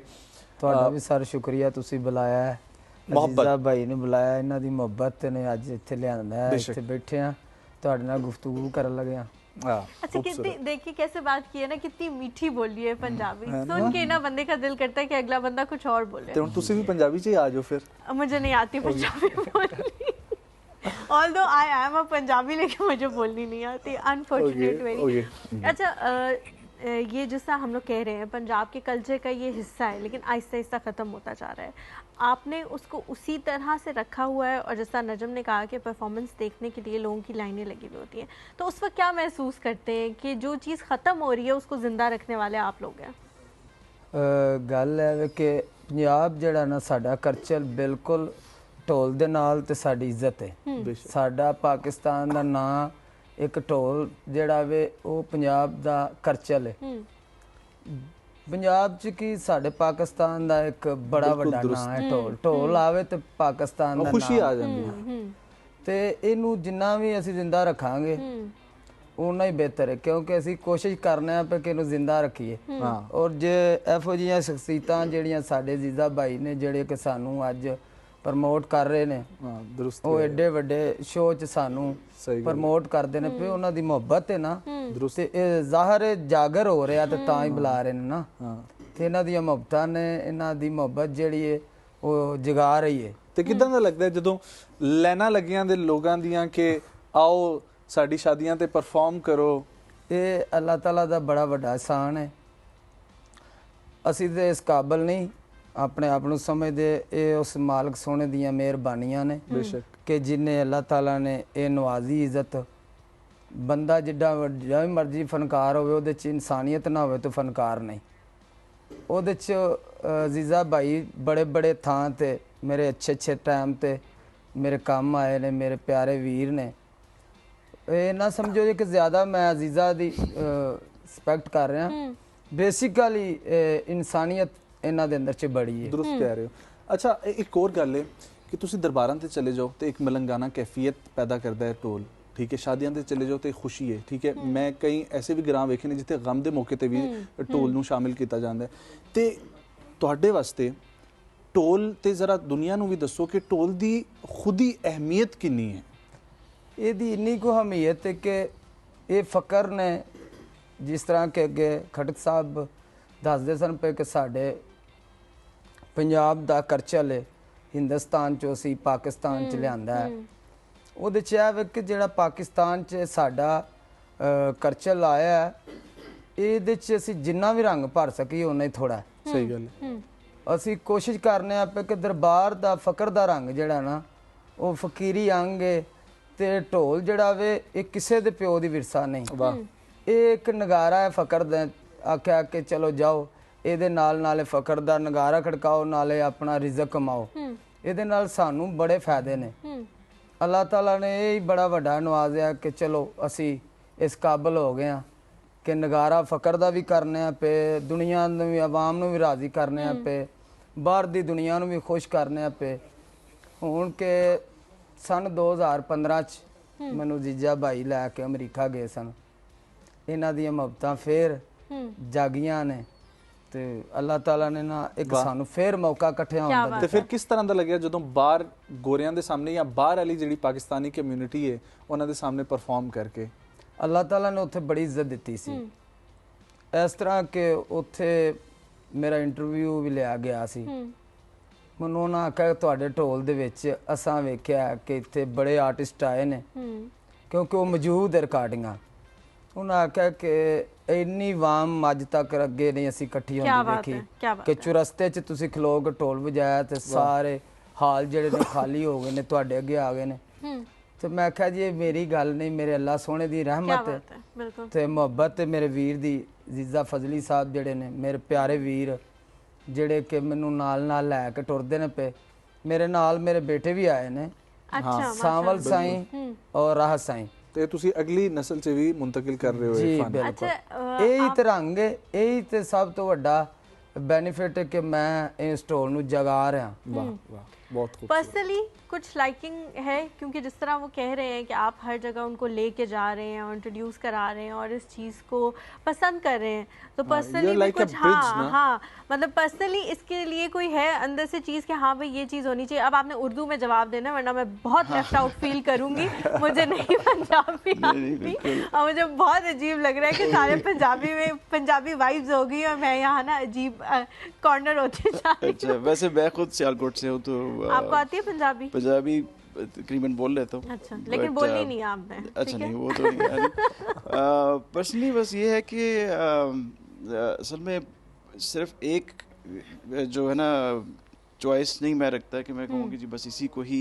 प्रमोट करना है। वो बहुत डाइवर्स, पहले हमारी बात हुई, लास्ट असमन भी बैठे हुए थे, कि बहुत डाइवर्सिटी को देखना पड़ता है। और उसमें पंजाब का जो हमारा एक आइकॉनिक इंस्ट्रूमेंट है, जिसमें एक तो खुशी का एलिमेंट भी बहुत है, बिकॉज ये सेलिब्रेटिव इंस्ट्रूमेंट है। जब भी जरा आपने फसलों की बात की, शादियों की बात की, बसंत की बात हुई, एक तो इसमें सेलिब्रेशन है, दूसरा इसमें स्पिरिचुअलिज्म है। ये मज़ार में, दरबार में भी ये बजाया जाता है और उसका वो भी लिंक है, उसका एक अलग ही कैफियत, वो एक अलग कैफियत है, एक खुशी की अलग कैफियत है। फिर ढोल के अंदर क्लासिकल भी शामिल है। हम बहुत कम लोगों को पता है कि ढोल में क्लासिकल भी बजता है। अब वो ज़्यादातर लोग समझते हैं कि तबले से ही क्लासिकल बजता है, बट ढोल से भी ये क्लासिकल प्ले करते हैं। तो इसकी डाइवर्सिटी इतनी ज़्यादा है और इसमें बहुत ज़्यादा कोई सैडनेस नहीं है वैसे देखा जाए। वो जो कुछ साज होते हैं ना जिसमें एक बहुत सूदिंग एलिमेंट होता है, सैडनेस, ये तो आपको अंदर से हार्मोन्स जो है वो जगा देते हैं, आपका एक्साइट हो जाता है। और वो ढोल और फिर साथ भंगड़ा, ये आप भी बता रही थी कि जो आपने जब भी सुना है तो ऑटोमेटिकली थोड़ा सा वो मूवमेंट शुरू हो जाती है। तो अच्छा मुझे ये बताएं, मेरा जो सवाल है ना वो बड़ा इंटरेस्टिंग इस वजह से है कि जो सेकंड डे आपने परफॉर्मेंस रखी है, जो फ्यूजन आप क्रिएट कर रहे हैं, वो आपकी अपनी जो है वो चॉइस थी कि यूएसए आर्टिस्ट को पंजाब और फिर जो है ना वो तीसरा बख्शी ब्रदर्स, ठीक है, इन सब का जो है एक फ्यूजन बने, ये क्या आइडिया था? ये असल में जो यूएस के आर्टिस्ट आ रहे हैं वो तो यूएस एम्बेसी इसमें सपोर्ट कर रही है आर्टिस्ट को यहाँ पर लेके आने के लिए। और उनका पूरा टूर है, सियालकोट भी जाएंगे और लाहौर भी जाएंगे। और बाय द वे जो अपना सनी जैन है, उनका ताल्लुक प्री पाकिस्तान सियालकोट के साथ है। वो जैन कम्युनिटी के से ताल्लुक़ रखते हैं और 1947 से पहले उनके एंसेस्टर्स के घर सियालकोट में हैं। तो वो न्यूयॉर्क बेस्ड है, पैदा वहाँ का हुआ है और पहली दफ़ा पाकिस्तान आ रहा है, लेकिन roots first time is coming. तो फर्स्ट टाइम इज कमिंग। तो जब वो आ रहे थे, वो डिज़ाइन हो रहे थे, तो फिर और वो ढोल भी वो प्ले करता है, is a jazz musician, but वो ढोल भी प्ले करता है। तो वहाँ से ये सियालकोट का लिंक एस्टैब्लिश हुआ। खूबसूरत कि साईं जी को तो मैं पहले यूएसपी लेके गया हूँ, South by Southwest festival जिसका ये जिक्र कर रहे थे, और हमारे यहाँ म्यूजिक मेला में भी परफॉर्म कर चुके हैं एक दफ़ा पहले। लेकिन वो जो सियालकोट का लिंक इस्टेब्लिश हुआ तो ये एक चीज़ वहाँ से वो अच्छा, बहुत सारी चीज़ों का जिससे आपने पहले भी जिक्र किया, बहुत सारे इंस्ट्रूमेंट्स हैं वो ख़त्म होते जा रहे हैं, तो उनमें ढोल भी अनफॉर्चुनेटली काफ़ी ऐसा हो गया है। जैसे हमने कहा कि बसंत होती थी, फसलों की कटाई होती थी, इवन ये कि बच्चों की पैदाइश होती थी तो ढोल वाले बाकायदा आते थे और आपको मुबारकबाद देते थे। अब वो चीज़ें ख़त्म होती जा रही। सहरी पे जगाने का एक ढोल का सिस्टम था, वो भी ख़त्म हो गया है। क्या लगता है आपको, क्या रीज़न लगती है इतने मीठे सुर, इतनी मीठी चीज़ें, इतनी अच्छी चीज़ें जो आपको सूट करती हैं, वो क्यों ख़त्म होती जा रही हैं? बेसिक रीज़न वो मुआशियात वाली जो पहले हमने डिस्कस की थी ना, कि वो जब तक लाइवलीहुड किसी का घर नहीं चलेगा ना आर्ट फॉर्म या किसी आर्टिस्ट का, तो वो ये तो उनकी बड़ी हिम्मत है कि इन्होंने अपने बच्चों को भी इसी लाइन में रखा है। लेकिन ज़्यादातर ये हो रहा है कि वो कहते हैं कि अपने बच्चों को कि वही बैंक जॉब या कोई रूटीन जॉब। काफ़ी सारे ऐसे आर्टिस्ट हैं जो कि इवन लेबर वर्क में इन्वॉल्व हो गए हैं। मैंने सुना है कुछ आर्टिस्ट जो सही बात है, आप लेबर में चले जाते हैं वो, क्योंकि उन्होंने घर चलाना है अपना। तो ख़त्म होने की मेन रीज़न ये है। और उसका हल वो था जो मैंने टिकट्स की बात की थी और वो सारा कुछ, कि जब तक ऑडियंस नहीं अप्रिशिएट करेगी और इसको इनकरेज करेगी और इसमें पार्टिसिपेट करेगी, तब तक ये हमारा जो हेरिटेज है ये जो है ना ख़त्म होता जाएगा। और बाहर मुल्क में बहुत ज़्यादा ऐसे प्लेटफॉर्म्स हैं जहाँ पर उनके जो लोकल आर्टिस्ट हैं वो अपना लाइवलीहुड मेंटेन कर सकते हैं। न्यूयॉर्क तो गढ़ समझा जाता है, इस तरह यूरोप में बेशुमार ऐसे प्लेटफॉर्म्स हैं, ऐसे इवन कैफेज या रेस्टोरेंट्स आप बुक हो जाते हैं परमानेंटली उनके साथ और आपका लाइफ जीजा भाई आप लोगों का जो फेस का मिशन है, जो अभी पहले भी हमने डिस्कस किया कि डिफरेंट कम्युनिटीज़ को जोड़ना, ये बहुत एक अच्छा इनिशिएटिव है, लेकिन फिर भी कुछ सेट गोल्स होते हैं, वो आप अचीव कुछ करना चाहते हैं थ्रू ये ऑल जो फेस की एक्टिविटीज़ हैं इससे?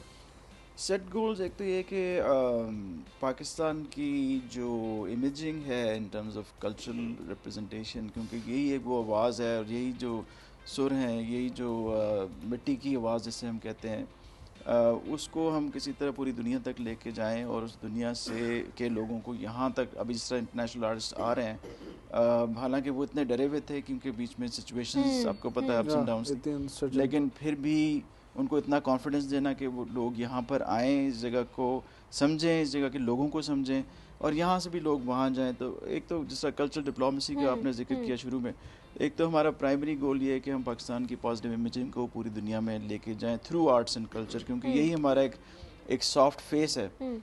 फेस जिस तरह हमारा ये फेस है तो वो भी हमारा फेस है, तो वो प्राइमरी है। फिर उसके बाद पाकिस्तान के अंदर हम कहते हैं 72-74 लैंग्वेजेस हैं। सर आपने जिक्र किया कि पंजाब के अंदर वो सुर बदलता जाता है, वो अब एक लहजा बदलता जाता है, हर 2 किलोमीटर के बाद ज़बान में लहजे में चेंज आता है, वो थोड़ी सी डाइवर्सिटी आती है। तो आई थिंक इस छोटे से खित्ते में इतनी कोई डाइवर्सिटी है कि हम अपने आप को कोई समझ लेना तो वो भी एक बड़ी चीज़ है वो।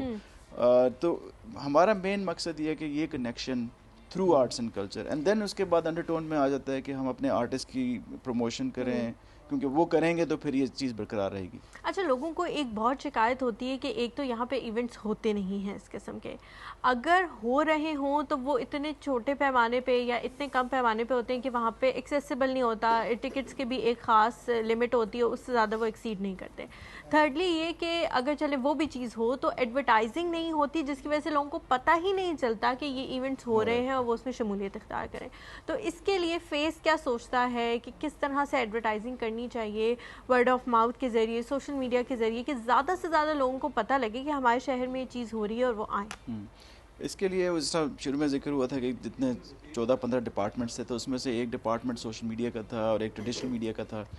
एंड बाय द वे मैं take this opportunity to thank और टीवी के, वो भी हमारे साथ पार्टनर्स हैं। तो ये एक one of the ways to promote जो एडवर्टाइज करने का था वो ये कि हमने और टीवी एंड फेस ने पार्टनरशिप की और इस फेस्टिवल में आप दोनों आएंगे, होस्ट करेंगे। इंशाल्लाह, I am really looking forward to that also. तो एक तरफ तो हम ये ट्रेडिशनल मीडिया की पार्टनरशिप्स करते हैं, जिसमें इवन FM 91 हमारे साथ पार्टनर है, रेडियो के कुछ हैं और इस तरह से प्रिंट में भी हैं, पाकिस्तान ऑब्जर्वर और जंग, द न्यूज़।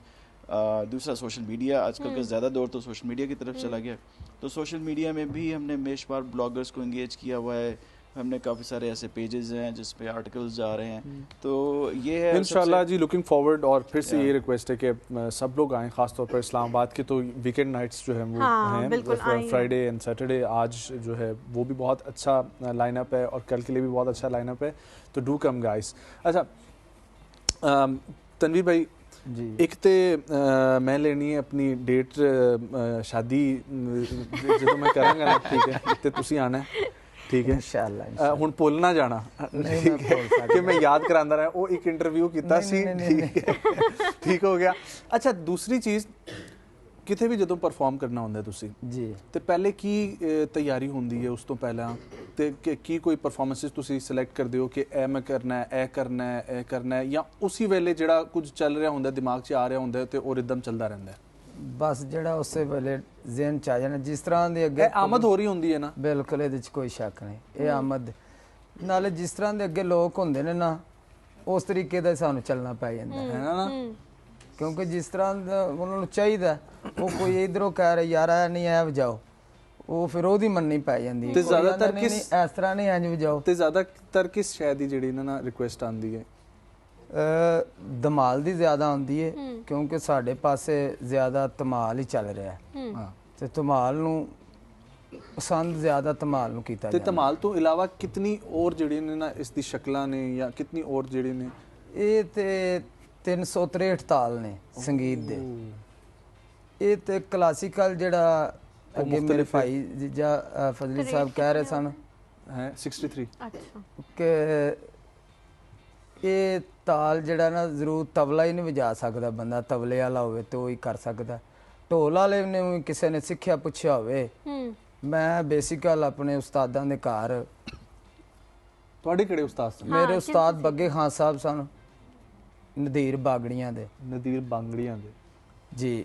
ਉਹ ਜਿਹੜੇ ਸਨ ਉਹ ਕ੍ਰਿਸਚਨ ਸਨ ਤੇ ਮੇਰੇ ਦਾਦਾ ਜੀ ਜਿਹੜੇ ਸਨ ਉਸਤਾਦ ਅਲੀ ਬਖਸ਼ ਜੀਓ ਵੰਜਲ ਦੇ ਸਨ, ਉਹ ਮੀਰ ਆਲਮ ਸਨ ਤੇ ਬਹੁਤ ਵੱਡੀ ਸ਼ਖਸੀਅਤ ਸਨ, ਆਪਣੇ ਕੰਮ ਦੇ ਬਤਾਬ ਬਾਦਸ਼ਾਹ ਹੋਏ ਨੇ ਉਹ। ਢੋਲ ਕਲਾਸੀਕਲ ਅਸਾਂ ਉਹਨਾਂ ਕੋਲ ਸਿੱਖਿਆ। ਇਹ ਨਹੀਂ ਕਿ ਅਸੀਂ ਦੁਨੀਆਦਾਰੀ ਵਜਾ ਸਕਨੇ, ਅਲਹਮਦੁਲਿਲਾ ਸਾਨੂੰ ਕੋਈ ਕਲਾਸੀਕਲ ਵੱਲੋਂ ਵੀ ਆ ਕੇ ਤੇ ਅਸੀਂ ਵਜਾ ਸਕਨੇ। ਅਸਾਂ ਆਪਣੇ ਉਸਤਾਦਾਂ ਦੀ ਖਿਦਮਤ ਕੀਤੀ। ਇਹਨਾਂ ਹੱਥਾਂ ਨਾਲ ਡੰਗਰਾਂ ਦੇ ਮੂਤਰ ਸੁੱਟੇ ਨੇ, ਪੋਹ ਦੇ ਦਿਨਾਂ 'ਚ ਡੰਗਰਾਂ ਦਾ ਗੋਇਆ। ਮਸਲਨ ਪੰਜਾਬੀ 'ਚ ਇਹ ਹੀ ਹੈ ਕਿ ਅਸਾਂ ਸੇਵਾ ਕੀਤੀ ਹੈ। ਕੱਕਰ ਜੰਮ ਜਾਂਦਾ ਸੀ ਮੇਰੇ ਸਿਰ ਤੇ ਮੈਂ ਆਪਣੇ ਉਸਤਾਦਾਂ ਦੇ ਘਰ, ਆਪਣੇ ਘਰ ਕੱਖ ਭਣ ਕੇ ਦੌਰਾ ਨਹੀਂ ਕੀਤਾ ਤੇ ਉਸਤਾਦਾਂ ਦੇ ਘਰ ਸੇਵਾ ਕੀਤੀ। ਸਾਰੀ ਰਾਤ ਉਸਤਾਦਾਂ ਦੀ ਸੇਵਾ ਕੀਤੀ, ਕੁੱਟਿਆ ਉਹਨਾਂ ਨੂੰ। ਅੱਜ ਕੱਲ੍ਹ ਦੇ ਤੇ ਜਿਹਨੂੰ ਮਰਜ਼ੀ ਢੋਲ ਗਲ 'ਚ ਪੈ ਗਿਆ ਤੇ ਉਹਨੇ ਆਖਿਆ ਮੈਂ ਬੜਾ ਵੱਡਾ ਉਸਤਾਦ ਹਾਂ। ਨਹੀਂ, ਉਸਤਾਦੀ ਇਹ ਨਹੀਂ ਹੈ। ਮੇਰੇ ਪੂਰੀ ਦੁਨੀਆ ਵਾਸਤੇ ਪੈਗਾਮ ਹੈ ਸ਼ਾਗਿਰਦੀ ਕਰਕੇ। ਸ਼ਾਗਿਰਦੀ ਜਿਹੜੀ ਹੈ ਨਾ ਉਹ ਅਦਬ ਦਾ ਨਾਂ ਤੇ ਇੱਜ਼ਤ ਦਾ ਨਾਂ ਹੈ। ਤੇ ਅਦਬ ਹੋਵੇ ਤੇ ਅਮਲ ਨਾ ਹੋਵੇ ਤੇ ਉਹ ਵੀ ਸ਼ਾਗਿਰਦੀ ਨਹੀਂ। ਸਹੀ ਗੱਲ ਹੈ। ਅੱਜ ਅੱਲਾਹ ਤਾਲਾ ਨੇ ਜੇ ਇੱਥੇ ਸਟੇਜ ਤੇ ਬਿਠਾਇਆ ਤੇ ਮੈਂ ਕਿਸੇ ਦੀ ਸੇਵਾ ਕੀਤੀ ਤਾਂ ਇੱਥੇ ਬੈਠਾ। ਦੁਰਸਤ ਕਹਿ ਰਹੇ ਹੋ ਤੁਸੀਂ। ਇਸ ਕਾਬਲ ਨਹੀਂ ਉਂਝ ਮੈਂ, ਬਿਲਕੁਲ, ਲੇਕਿਨ ਮੈਂ ਆਪਣੇ ਉਸਤਾਦਾਂ ਨੂੰ ਇੰਜ ਮੰਨਿਆ ਜਿੰਜ ਮੰਨਣ ਦਾ ਹੱਕ ਹੈ। ਵਾਹ। ਇਸ ਵਾਸਤੇ ਕਿ ਉਸਤਾਦ ਦਾ ਦਰਜਾ ਇੱਕ ਮਾਂ ਬਾਪ ਦਾ ਦਰਜਾ ਹੁੰਦਾ ਹੈ। ਉਸ ਦਰਜੇ ਨੂੰ ਲੈ ਕੇ ਜਿਹੜਾ ਬੰਦਾ ਟੁਰਦਾ ਉਹ ਕਦੀ ਪਿਛਾ ਨਹੀਂ ਹਟ ਸਕਦਾ, ਨਾ ਨਾਕਾਮੀ ਹੋ ਵੇਖ ਸਕਦਾ, ਉਹ ਕਾਮਯਾਬ ਹੁੰਦਾ। ਇਸ ਵਾਸਤੇ ਕਿ ਅਸਾਂ ਉਸਤਾਦ ਦੀ ਦੁਆ ਲੈ ਕੇ ਨਿਕਲੇ ਆ ਤੇ ਕੋਸ਼ਿਸ਼ ਕਰਨੇ ਆ ਕਿ ਅੱਗੋਂ ਬੱਚੇ ਜਿਹੜੇ ਨੇ ਸਾਡੇ ਉਹ ਵੀ ਇਸ ਕਾਬਲ ਹੋ ਜਾਣ ਇਨਸ਼ਾਅੱਲਾ ਕਿ ਉਹ ਇਸ ਕੰਮ ਮੇਰੇ ਨੂੰ ਅੱਗੇ ਵਧਾਣ। ਤੇ ਅਲਹਮਦੁਲਿਲਾ ਉਹ ਹੁਣੇ ਹੀ पता चल जाएगा कि वो बढ़ाते हैं कि घटाते हैं। जरूर जी। अभी परफॉर्मेंस की तरफ भी हम लोग बढ़ेंगे, लेकिन उससे पहले एक छोटा सा ब्रेक हमारे साथ में।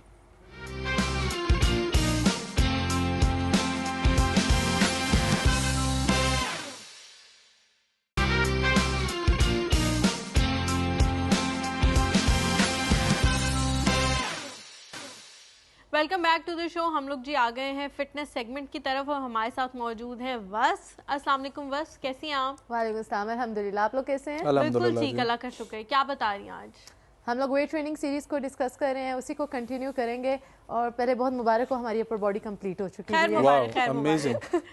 तो अब हम आ चुके हैं अपनी लोअर बॉडी की तरफ। ठीक है, अच्छा नजम मुझे बताएं, वैसे आपको लगता नहीं है, अब तो खैर ये वाला कॉन्सेप्ट काफी कम हो गया है, लेकिन लड़के पहले मशहूर होते थे सिर्फ अपर बॉडी करने के लिए। लड़कियों को लोअर बॉडी की ज़्यादा दिलचस्पी होती थी कि हम लोअर बॉडी को ट्रेन करें, और लड़कों पर मीम्स भी होते थे अपर बॉडी इतनी हैवी बिल्ड होती थी और नीचे से चिकन लेग जो है वो। हाँ, वो एक कार्टून कैरेक्टर है जॉनी ब्रावो। अच्छा, मुझे लग रहा था आप ये लफ्ज नहीं बोलेंगी, लेकिन अक्सर जो है ये बड़ी कॉमन सा वर्ड है चिकन लेग्स, और हमारे तो कुछ मशहूर भी है जिन लोगों के हमने नाम रखे होते हैं चिकन लेग्स। बिल्कुल, तो बहुत ज़रूरी है कि कोई आपको चिकन लेग्स ना बोले, तो फुल बॉडी को टारगेट करें, सारे मसल्स को टारगेट करना। सारे मसल्स इक्वली इंपॉर्टेंट है, क्योंकि अगर आप किसी मसल को, किसी अपर बॉडी को ज़्यादा फोकस करेंगे तो आपकी बॉडी की अलाइनमेंट, सिमेट्री सब खराब हो जाएगी। एंड देन उसके बाद पॉस्चर प्रॉब्लम्स भी बहुत सारी आ जाते हैं।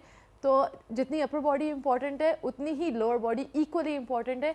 तो दोनों जो बॉडी की पार्टीशंस है उनको प्रॉपर्ली ट्रेन किया करें। तो जी लोअर बॉडी पर हम आ गए हुए हैं, और आज जिस मसल को हम टारगेट करने वाले हैं वो हमारे क्वाड्रिसेप्स मसल्स हैं।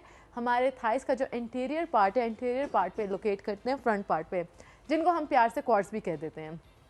क्वाड मतलब 4, क्वाड्स मतलब 4। इसके मतलब ये है कि इस मसल के हमारे पास 4 हेड्स हैं, 4 हेड्स हैं। और उसकी लोकेशन थोड़ी सी एनाटॉमी बता दूंगी, ठीक है। एक जो आपका इनर हेड की तरफ है वास्टस मीडियालिस कहते हैं, जो इस साइड पर है। बाहर की तरफ है उसे वास्टस लेटरालिस कहते हैं। दरमियान में जो आ रहा होता है आपका कट, उसको रेक्टस फेमोरिस कहते हैं। और उसी के बीनीथ में ना जो मसल होता है उसे वास्टस इंटरमीडियालिस कहते हैं। अब इन चारों हेड्स को आपको टारगेट करना चाहिए जब आप क्वाड्रिसेप्स को करें, क्योंकि it's a very big muscle. ठीक है। और जब मैं कहती हूँ आप बड़े मसल्स को टारगेट करें, उसमें ये मसल आता है, और इसको लाजमी आप एक ऐसा दिन बनाएं जिसको टोटली आप फोकस करके इसको टारगेट करें। तो जिम में अगेन बहुत सारी एक्सरसाइजेज हैं क्वाड्रिसेप्स करने के लिए, लेकिन इसका अच्छा पार्ट ये कि आप फंक्शनल मूवमेंट के साथ भी क्वाड्रिसेप्स को बहुत अच्छे से टारगेट कर सकते हैं एट होम। तो all we need is a pair of dumbbell. Legs क्योंकि बड़ा मसल होता है, इसमें हम लोग ज़्यादा वेट्स को कैरी कर सकते हैं। स्क्वाट्स के लिए अगर आप कुछ बॉडी पार्ट्स को जैसे बाइसेप्स ट्राइसेप्स में आप लड़कियां अगर 3 kg कर रही हैं तो मैं सजेस्ट करूंगी कि अगर अब आप लेग्स पर आना चाह रही हो तो आप 5 kg कर सकते हो, अगर आप कर सकते हो। तो नहीं कर सकते तो 3 पर ही रहे, बट अपने आप को थोड़ा थोड़ा बाय टाइम चैलेंज करने की भी कोशिश करें।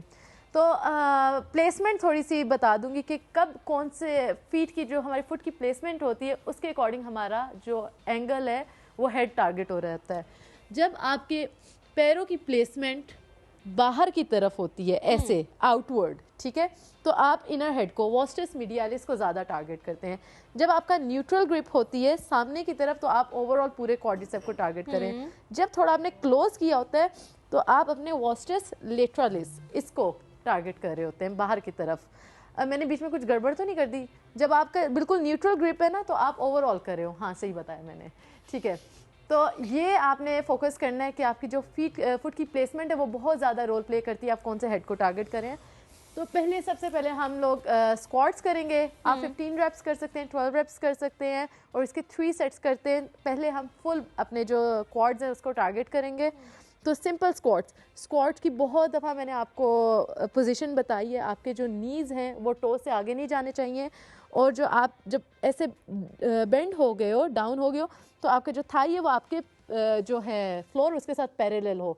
बहुत ज़्यादा डीप जाने की ज़रूरत नहीं है, क्योंकि जब आप मोस्टली डीप तब जा रहे होते हैं जब आपने अपने ग्लूट्स को भी एक्टिवेट करना होता है। बट उसका एक नुकसान ये होता है कि आप बहुत ज़्यादा स्ट्रेस अपने नी पर डालते हैं। तो ग्लूट्स को एक्टिवेट करने के लिए और भी बहुत सारी एक्सरसाइजेज हैं, ज़रूरी नहीं कि आप अपने नीज़ के साथ कुछ गड़बड़ कर दें। तो अवॉइड करें, पैरेलल रहें, वो क्वाड्स के लिए सफिशेंट है उसको टारगेट करने के लिए। तो पहले आप 15 स्क्वाट्स करें सिंपल, ठीक है, 15 स्क्वाट्स। अब आप चाह रहे हैं कि आपका इनर हेड ज़्यादा टारगेट हो, वॉस्टस मीडियालिस, तो आप थोड़ा सा टांगे खोलेंगे अपने और टोस पॉइंटिंग आउटवर्ड। अब ये वाली पोजीशन, ये आपके वॉस्टस मीडियालिस को टारगेट करेगा। वो क्या होते हैं? जो आपका इनर हेड है, ये वाला, ओके, ठीक है, सही है। अब आप चाह रहे हो कि आपके जो है आउटर वॉस्टस लेटरालिस जो है वो टारगेट हो, तो आप क्लोज स्क्वाट करेंगे, ठीक है, ये क्लोज ग्रिप के स्क्वाट्स करेंगे। और अगर आप चाह रहे हो कि इसको थोड़ा सा और इंटेंस करें तो लंजेस एक बहुत अमेजिंग एक्सरसाइज है। वो आप किस तरह से परफॉर्म करेंगे? Take a big step and जहाँ पर हल्का सा लीन फॉरवर्ड हो जाए और मसल माइंड कनेक्शन बना लें, डाउन एंड अप। ये आपको बहुत अच्छा बर्न देगा दोनों थाइज में आपके। ये आपकी जो लेटरस है वॉस्टस लेटरालिस इस हेड को टारगेट करेगा, बट ईच लेग आपने लंजेस परफॉर्म करने हैं। वंडरफुल। तो ये 4 एक्सरसाइजेज हैं जो आप परफॉर्म करें, जो इजीली घर में परफॉर्म कर सकते हैं और अमेजिंग एक्सरसाइज हैं अगर आप अपने क्वाड्स को बिल्ड करना चाह रहे हैं। क्या बात है, बहुत शुक्रिया। बस तो यहाँ पर एक शामिल करते हैं ब्रेक, वापस आएंगे, कंटिन्यू करेंगे अपने प्रोग्राम को, हमारे साथ रहें।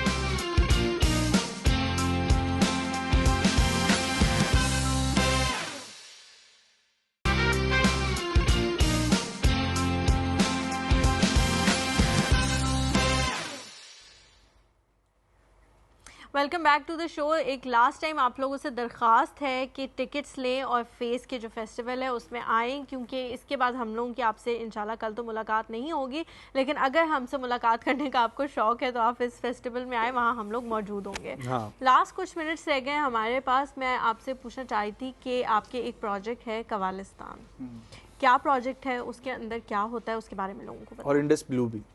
हाँ, अच्छा, पहले कवालिस्तान से शुरू करें? हाँ, पहले आपकी मर्जी। हाँ, दोनों चले। कवालिस्तान असल में बेशुमार म्यूजिशियन चूँकि इनके साथ मिलना जुलना इतना ज़्यादा रहता है और स्टेज प्रेजेंटेशन, मैंने इनके साथ भी गिटार्स का एक प्रोजेक्ट किया था, उसका हम नाम नहीं रख पाए वैसे, लेकिन मैं इलेक्ट्रिक गिटार पे था और ये ढोल पे थे, और फिर हमने इकट्ठा यूएस में भी परफॉर्म किया था और हमने इस्लामाबाद में भी 1-2 दफ़ा किया। तो वो जब इतने ज़्यादा म्यूजिशियंस के साथ मिलते हैं तो कुछ ना कुछ बैठ के गपशप के दौरान ही कुछ बजा लेते हैं और बन जाता है। तो इमरान अजीज़ मियाँ एक काफ़ी फेमस नाम है और अजीज़ मियाँ कव्वाल के साहबजादे हैं, और उनके साथ भी काफ़ी, उनको भी मैं यूएस लेके गया था, फिर उसके बाद फेस मिला में काफ़ी दफ़ा प्रेजेंट किया। तो गपशप महफिल में बैठे बैठे तो कुछ मैंने गिटार उठा लिया तो उन्होंने कुछ गाना शुरू किया, मज़े की चीज़ बन गई, और फिर हमने कहा ये तो इस पर तो कुछ काम करना चाहिए। तो फिर जब हम यूएस में थे तो वहाँ पर हमने 2-3 सॉन्ग्स वहीं भी बनाए और वहीं पर ही रिकॉर्ड किए। और वो लेके यहाँ आके तो फिर हमने पस्सू में उनका हुंजा में वीडियो शूट कर लिया था। And that was a good song, दम हमा दम अली अली के नाम से था। बट वो एक फेज़ था, क्योंकि म्यूज़िक प्ले करना मेरा सच प्रोफेशन नहीं, मैं समझता हूँ कि और जिम्मेदारियाँ उससे ज़्यादा पड़ गई हैं। मैं सिर्फ प्ले करता हूँ for my passion and my hobby, अच्छा लगता है तो वो प्ले कर लेते हैं। तो वो कुछ अर्सा हमने कब्रिस्तान प्ले किया, अभी भी दोबारा हो सकता है किसी भी टाइम प्ले कर लें जरूर। But that was story behind कब्रिस्तान। इंडस ब्लूज का ये है कि वो एक डॉक्यूमेंट्री फिल्म जो कि जिसने बेसिकली बुनियाद रखी फॉर आवर फ्यूचर प्रोजेक्ट्स जो कि बाद में भी आए, जिसमें हेरिटेज लाइव के नाम से एक प्रोजेक्ट है। वो प्रोजेक्ट है हमारा जिसमें हमने इंडिजिनस हमारे लोकल फोक म्यूजिशियंस की एम्पावरमेंट के लिए रेजिडेंसीज शुरू की, उनकी ट्रेनिंग शुरू की, उनको मोबाइल फ़ोन पे जो है वो प्रमोशन के हवाले से उनको ट्रेनिंग्स दी, फिर उनकी कोलैबोरेशंस कराई बाहर के मुल्क के आर्टिस्ट के साथ। उसके पीछे जो स्टोरी थी वो एक डॉक्यूमेंट्री थी, इंडस ब्लूज़, जो कि मेरे बड़े अच्छे दोस्त हैं। Jawad Sharif is the director and Areeb Azhar is the producer. तो उनके साथ मिलकर एक हमने प्रोजेक्ट डिज़ाइन किया जिसमें हमने तमाम पाकिस्तान में जो ऐसे म्यूजिशियंस जो कि आखिरी साज बना रहे हैं, बजा रहे हैं, और उनके बाद वो नेक्स्ट जनरेशन या कोई और बचा नहीं है उसको बजाने, और वो ऐसे साज, मसलन बोरिंदो एक साज है वहाँ इंटीरियर सिंध में, वो कोई 2-3 हज़ार साल पुरानी उसकी हिस्ट्री है, और वो आखिरी 1-2 बंदे रह गए उनके सिंध के अंदर। तो उसके बाद वो जो है इंस्ट्रूमेंट्स वो समझ लें म्यूज़ियम का पीस रह जाएंगे। तो ये एक बहुत बड़ा इस वक्त समझ लें कि लम्हा फ़िक्रिया है कि अगर हमारा एक हेरिटेज जो कि 2000 साल से इधर तक तो पहुंच गया है, लेकिन इसके बाद नेक्स्ट जनरेशन तक नहीं जा रहा, तो वो हमारी सकाफत का हिस्सा है, तो हम उसको कैसे प्रिजर्व और प्रमोट करें। तो हमने पूरे पाकिस्तान में इस तरह के इंस्ट्रूमेंट्स और म्यूजिशियंस को ढूंढा और उनसे एक डॉक्यूमेंट्री बनाई, उनसे बातचीत करके ना। तो एक डॉक्यूमेंट्री फिल्म है वो, जिसने काफ़ी 4-5 अवार्ड्स भी लिए इंटरनेशनल, और उसमें हमने ये उनके अपनी ज़बानी उनकी कहानी सुनाई कि क्यों आप आगे अपने बच्चों को ट्रांसफ़र नहीं कर रहे। तो किसी ने बताया कि कोई अपनी वजूहात बताएं कि किसी के कोई कल्चरल जो सोसाइटल इश्यूज़ हैं कि जो सोसाइटी में रहते हैं वो नहीं उनको बजाने देते, कोई रिलीजियस की वजह से हैं, कोई हालात का शिकार है, कोई पॉलिटिकल सिचुएशन की वजह से नहीं आगे कर पा रहे, इकोनॉमिक सिचुएशन की वजह से नहीं कर पा रहे। तो उसकी बाद जब वो डॉक्यूमेंट्री सामने आई तो फिर काफ़ी सारी और ऑर्गेनाइजेशन भी इंगेज हो गई कि उन्होंने कहा कि हाँ ये तो वाकई बहुत बड़ा मसला है हमारे मुल्क का, तो हम इसकी खातिर कुछ करें। तो फिर उसके बाद वो जो हेरिटेज लाइव जिसका मैंने जिक्र किया था, वो हमने एम्पावरमेंट ऑफ म्यूजिशियंस का एक प्रोजेक्ट फिर बाद में शुरू किया। वाह, अमेजिंग, बहुत आला। और ये इसी तरीके से आपका काम जो है वो अल्लाह करे चलता रहे। आमीन, बहुत सारी दुआएं हैं इसके लिए, क्योंकि आपके साथ पूरी एक बहुत बड़ी टीम जुड़ी हुई है और बहुत सारे लोगों की उम्मीदें लगी हुई हैं, जो न्यू इमर्जिंग आर्टिस्ट हैं उनकी भी, और जो ऑलरेडी सेट हैं, जो कुछ ऐसे आर्टिस्ट जो गुमनाम हो गए, ठीक है, उनको भी आप लेकर चल रहे हैं। तो इसके लिए एक तो नो डाउट, जहाँ से मैंने प्रोग्राम के शुरू में बात शुरू की थी कि आपके शुक्रगुजार हैं कि आप इस तरह से इस तरीके से हमारे कल्चर को प्रमोट कर रहे हैं। अच्छा तनवीर भाई, सब तू यादगार परफॉर्मेंस केड़ी सी?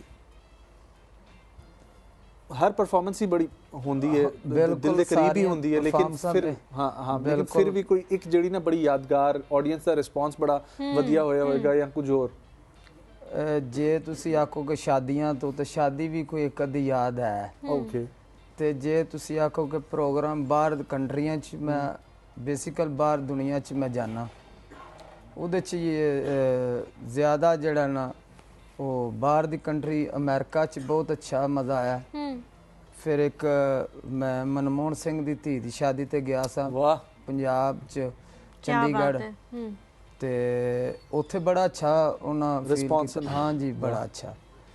ते उस तो बाद एक मेरे दोस्त सन बड़े प्यारे, कनारा होटल है जिन्हां दा वजीराबाद, उन्हां दा एक मैं शो कीता सी हाजी हाल, उन्हां दी शादी बहुत अच्छी शादी, ते उन्होंने साडी बड़ी रिस्पैक्ट कीती सी, वो अज भी मैनूं याद है। वाह क्या बात है। वो पैसे ही नहीं सारी गल होंदी, इज्जत जिहड़ी है ना अल्लाह ताला इज्जत दे देवे तो सब तो बेहतर होंदी है। सही कह रहे, आर्टिस्ट लई ज्यादा इज्जत है, ज्यादा इज्जत है। जेडे सामने लोग बैठे ने उन्हां दी रिस्पांस कि ओ किस तरह दा सुन रहे ने, कि जिस तरह दा कोई सुनदा हुंदा ना असीं भी उंज दे भी जाने जिस तरह दा समझदार होवे उस तरह दा भी जा छड़ीदा।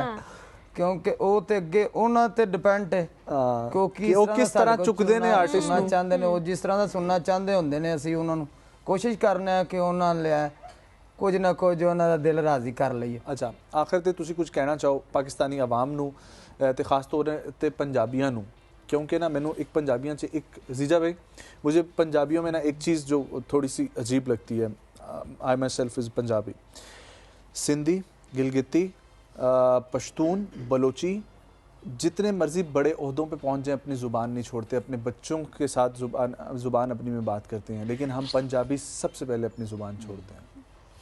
ये चीज़ मैं भी नोट की है मेरा किसी को मेंशन करने का पॉइंट नहीं था, लेकिन ये चीज़ मैंने बिल्कुल देखी है। तो कुछ कहना चाहो? ਸਾਡੇ ਪਾਕਿਸਤਾਨ ਵਾਸਤੇ ਤੇ ਸਭ ਤੋਂ ਪਹਿਲਾਂ ਪੰਜਾਬ 'ਚ ਜਿੰਨੇ ਵੀ ਸਾਡੇ ਭਰਾ ਨੇ, ਉਹ ਕਰਚਲ ਨੂੰ ਜਿਹੜਾ ਪੰਜਾਬੀ ਕਰਚਲ ਸਾਡਾ ਢੋਲਦਾ, ਇਹਨੂੰ ਜਿੰਨਾ ਵੀ ਪਿਆਰ ਕਰਨ ਉਨਾ ਹੀ ਥੋੜਾ ਹੈ। ਇਹਨੂੰ ਜਿੰਨਾ ਵੀ ਲੈ ਕੇ ਟੁਰਨ। ਇੱਕ ਤੇ ਦੂਸਰੇ ਨੰਬਰ ਤੇ ਮੈਨੂੰ ਤੁਹਾਡੀ ਸ਼ਾਦੀ ਤੁਸੀਂ ਕਿਹਾ, ਤੁਹਾਡੀ ਸ਼ਾਦੀ ਮੈਨੂੰ ਯਾਦ ਰਹੇਗੀ, ਕਿਉਂਕਿ ਏਡੇ ਵੱਡੇ ਬੰਦੇ ਦੀ ਸ਼ਾਦੀ ਹੋਵੇ ਤੇ ਸਾਈਂ ਤਨਵੀਰ ਆਵੇ ਨਾ, ਵੀ ਤੇਰੇ ਨਾਲ ਹੋ ਸਕਦਾ। ਇਹ ਮੈਨੂੰ ਯਾਦਗਾਰ ਰਹੇਗੀ ਤੁਹਾਡੀ ਸ਼ਾਦੀ ਇੰਸ਼ਾਅੱਲਾ, ਬਸ਼ਰਤੇ ਜ਼ਿੰਦਗੀ। ਤੇ ਸਾਡੇ ਵਾਸਤੇ ਇਹ ਵੇ ਕਿ ਸਾਰੇ ਪਾਕਿਸਤਾਨ ਸਾਡੇ ਵੀਰ ਨੇ, ਸਾਡੇ ਭਰਾ ਨੇ, ਆਪਣਾ ਆਪ ਨਾ ਭੁੱਲਣ ਤੇ ਕਦੀ ਮਾਰ ਨਹੀਂ ਖਾ ਸਕਦੇ। ਬੇਸ਼ੱਕ ਬੇਸ਼ੱਕ ਬੇਸ਼ੱਕ, ਬਹੁਤ यही मेरा आखिरी पैगाम है। तो सब तो पहला कोशिश करन कि जेड़े इस काम नूं करदे ने ओ अदब सीखण। सही गल है, बिल्कुल। सब नालों पहला अदब सीखण ते फिर इहनूं करन। सही गल है। ये अदब दा दायरा है, जे ये अदब इलम ते 14 महीना है, इहदे च अदब आएगा ते फिर बंदा अगे आ सकदा। बेशक। अस्सलाम वालेकुम जनाब, बहुत शुक्रिया, बहुत शुक्रिया आने वास्ते। एक छोटा सा ब्रेक, वापस आएंगे और ख़ूबसूरत सी परफॉर्मेंस जो है ना वो हम अपने सेट पे भी सजाते हैं। बाकी ब्रेक के बाद बल्कि आके जो है थोड़ी सी बात कर लेते हैं। हाँ,